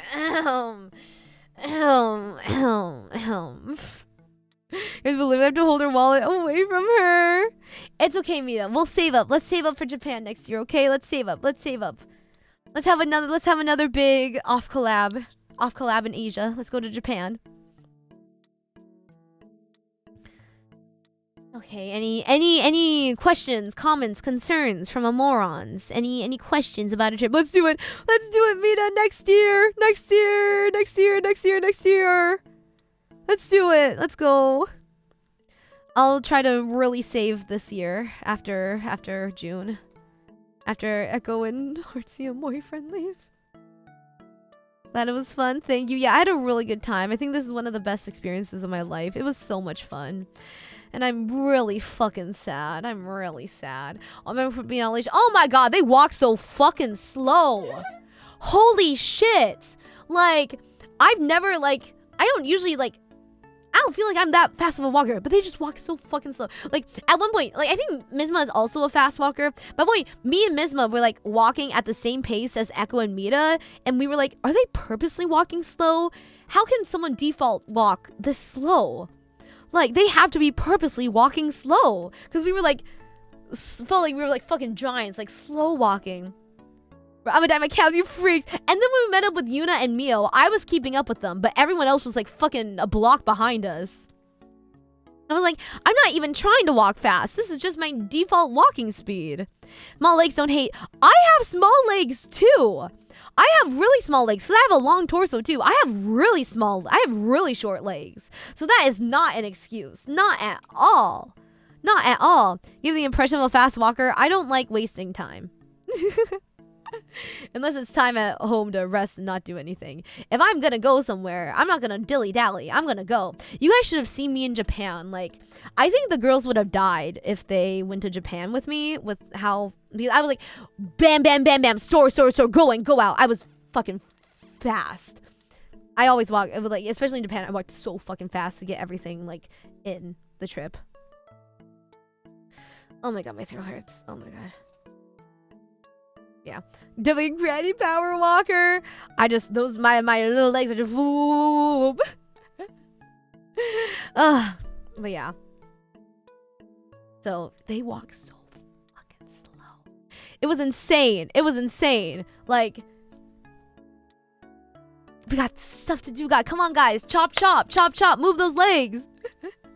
Though after a few days, I think the night before Mita left, my feet were also starting to hurt. But then the next day they were fine, and I like recharged. My extra stories will only learn from the other girls. Probably a few, because I know they've said some Airbnb stories, but I'm like, I'll let them tell it. Cause those 3 roomed together, and then we only spent 2 nights with them. But yeah.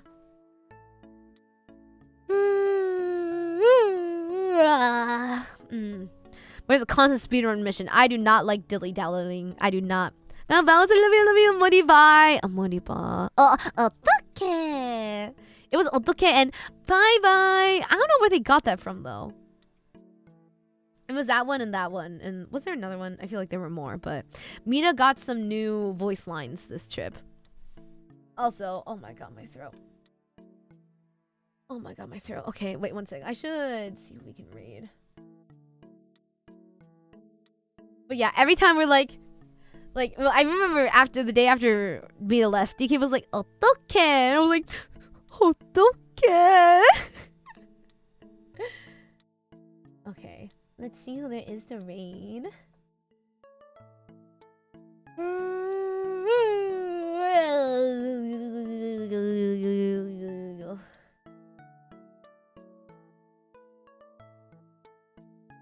Let's see.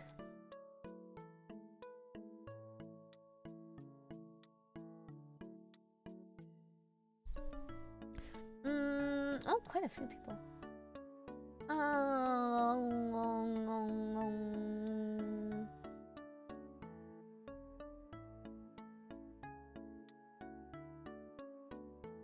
Okay, we will be raiding Coconut Senpai. She's playing Hades. I feel like I'd like Hades for the story, but not for the gameplay. I don't think I'd like it for the gameplay. But we will be raiding Coconut Senpai. If you can go send her a good Amori beam. Don't cry too much after Echo leaves the room too, bruh. I'll definitely cry when she leaves Korea. But tomorrow I have to work, and I'm gonna have to like come home to an empty room. Unless we meet for dinner, then I can delay it. But then she's not gonna come home with me. I have to take the subway ride home alone. Like, I know, like, I didn't think I was like that dependent on others, like, but I guess I've really missed living with someone. So I would really like to get a roommate, but I don't know. All my other friends in Korea already have like living situations, so like I don't have anyone to be my roommate. But I really want a roommate. I want a roommate. But I don't want a roommate enough to room with probably a random person. Say bye-bye to Echo for us. Bye-bye, Echo. Bye, Amorons. Sorry, I couldn't talk much. I was dead tired. It's okay. 야, 나를 잘 봐줘서 너무 감사합니다. 하품 머리언니가 머리 봐. 아, 요즘에 그 늦게 자고 일찍 일어났어. 아이고, 그리고 내일에 알바 해야 해. 죽고 싶어. Fuck. I really want a roommate. Stares intensely at Echo. Where'd she go? Oh. Yeah, I'd really want a roommate in Korea. I'd really want a roommate in Korea. Yeah? I'd really want a roommate in Korea. Yeah? At least look at me. I don't know. She didn't even look at me. She didn't even look at me. 머리 봐, 누나가 재밌게 놀았으면 좋겠다. 네, 진짜 꼭. 네, 걱정하지 마. 그 에코랑 있으면 언제나 재밌어. Sounds like a yes to me. She didn't say no. She didn't say no. Well, there are multiple steps that need to be taken before we get to that point. Job. That's it. Job, we're good. We're golden. Job. You don't even have to come here on a work visa. I think you can come on the same one as me. You want a roommate? You just want an Echo? Well, I'll take any friend. I do want an Echo roommate, but I will take any friend as a roommate. I want to be like, Mita, if you want to move to Korea, but I don't want Mita to teach in Korea. I think it would destroy her spirit. As much as I want Mita to be in the same country as me, I think teaching English in Korea can be really like very, very hard. It is not a very good industry. So I as much as I want Mita to be here, I couldn't do that to her. Like, I couldn't do that to her. I couldn't put her through that, man. I couldn't put her through that. Can't believe it, she's locked in the room. Adopt Echo. I hope you have a good day or night. Thank you. It is day for me, so I will have a very good day. I'm hungry. Are you gonna get omurice at the Maid Cafe again? No. No? Not today? Oh my god, at one point, like the other day, Echo was like, do you want to go to Maid Cafe just for the omurice? And I'm like, Echo, that's an expensive omurice. That's a hefty omurice, Echo. That's a good price omurice. But I'm glad they like the Maid Cafe food. Yeah. Oh, okay, yeah, I gotta go. 나를 잘 봐줘서 너무 감사합니다. Please go send Kokoni Senpai a good Amori beam. And this week we will be back to basically like our regular streams. So there'll be at least 4 this week. I'm only back to the 3-hour streams as well. So thank you so much for putting up and waiting as I did like the really short and kind of more sparse streams. I really appreciate you guys waiting for me. I always, even though it wasn't really a break, it kind of felt like a break. So I stressed out a lot because I'm always stressing out about everything. But thank you, Amorons. Thank you. I will see you guys in a few days sometime. I have to make my schedule. I'm not sure exactly when, but yeah, we will definitely see each other. Yeah. 나를 잘 봐줘서 너무 감사합니다. AmoriAlive, everyone. AmoriAlive. Oh! Ooh! Wait, I'm back. Daggery! Congratulations on a year of membership! Oh shit, I have to post about what voice pack you guys want too. Oh shit, I forgot about that. Have fun. Thank you, Daggery! Thank you so much for 12 months of membership. Thank you for a full year. I really appreciate it. Thank you so much. I hope you enjoy the badge upgrade as well. Thank you. Yes, I keep forgetting. I have to ask you guys about what voice pack you want this month. But yeah, thank you, Daggery. Thank you so much. Thank you. I really appreciate it. Congratulations on the badge upgrade. So many with a 1-year badge. Thank you, Amorons. Thank you as well. I will see you guys soon. AmoriAlive.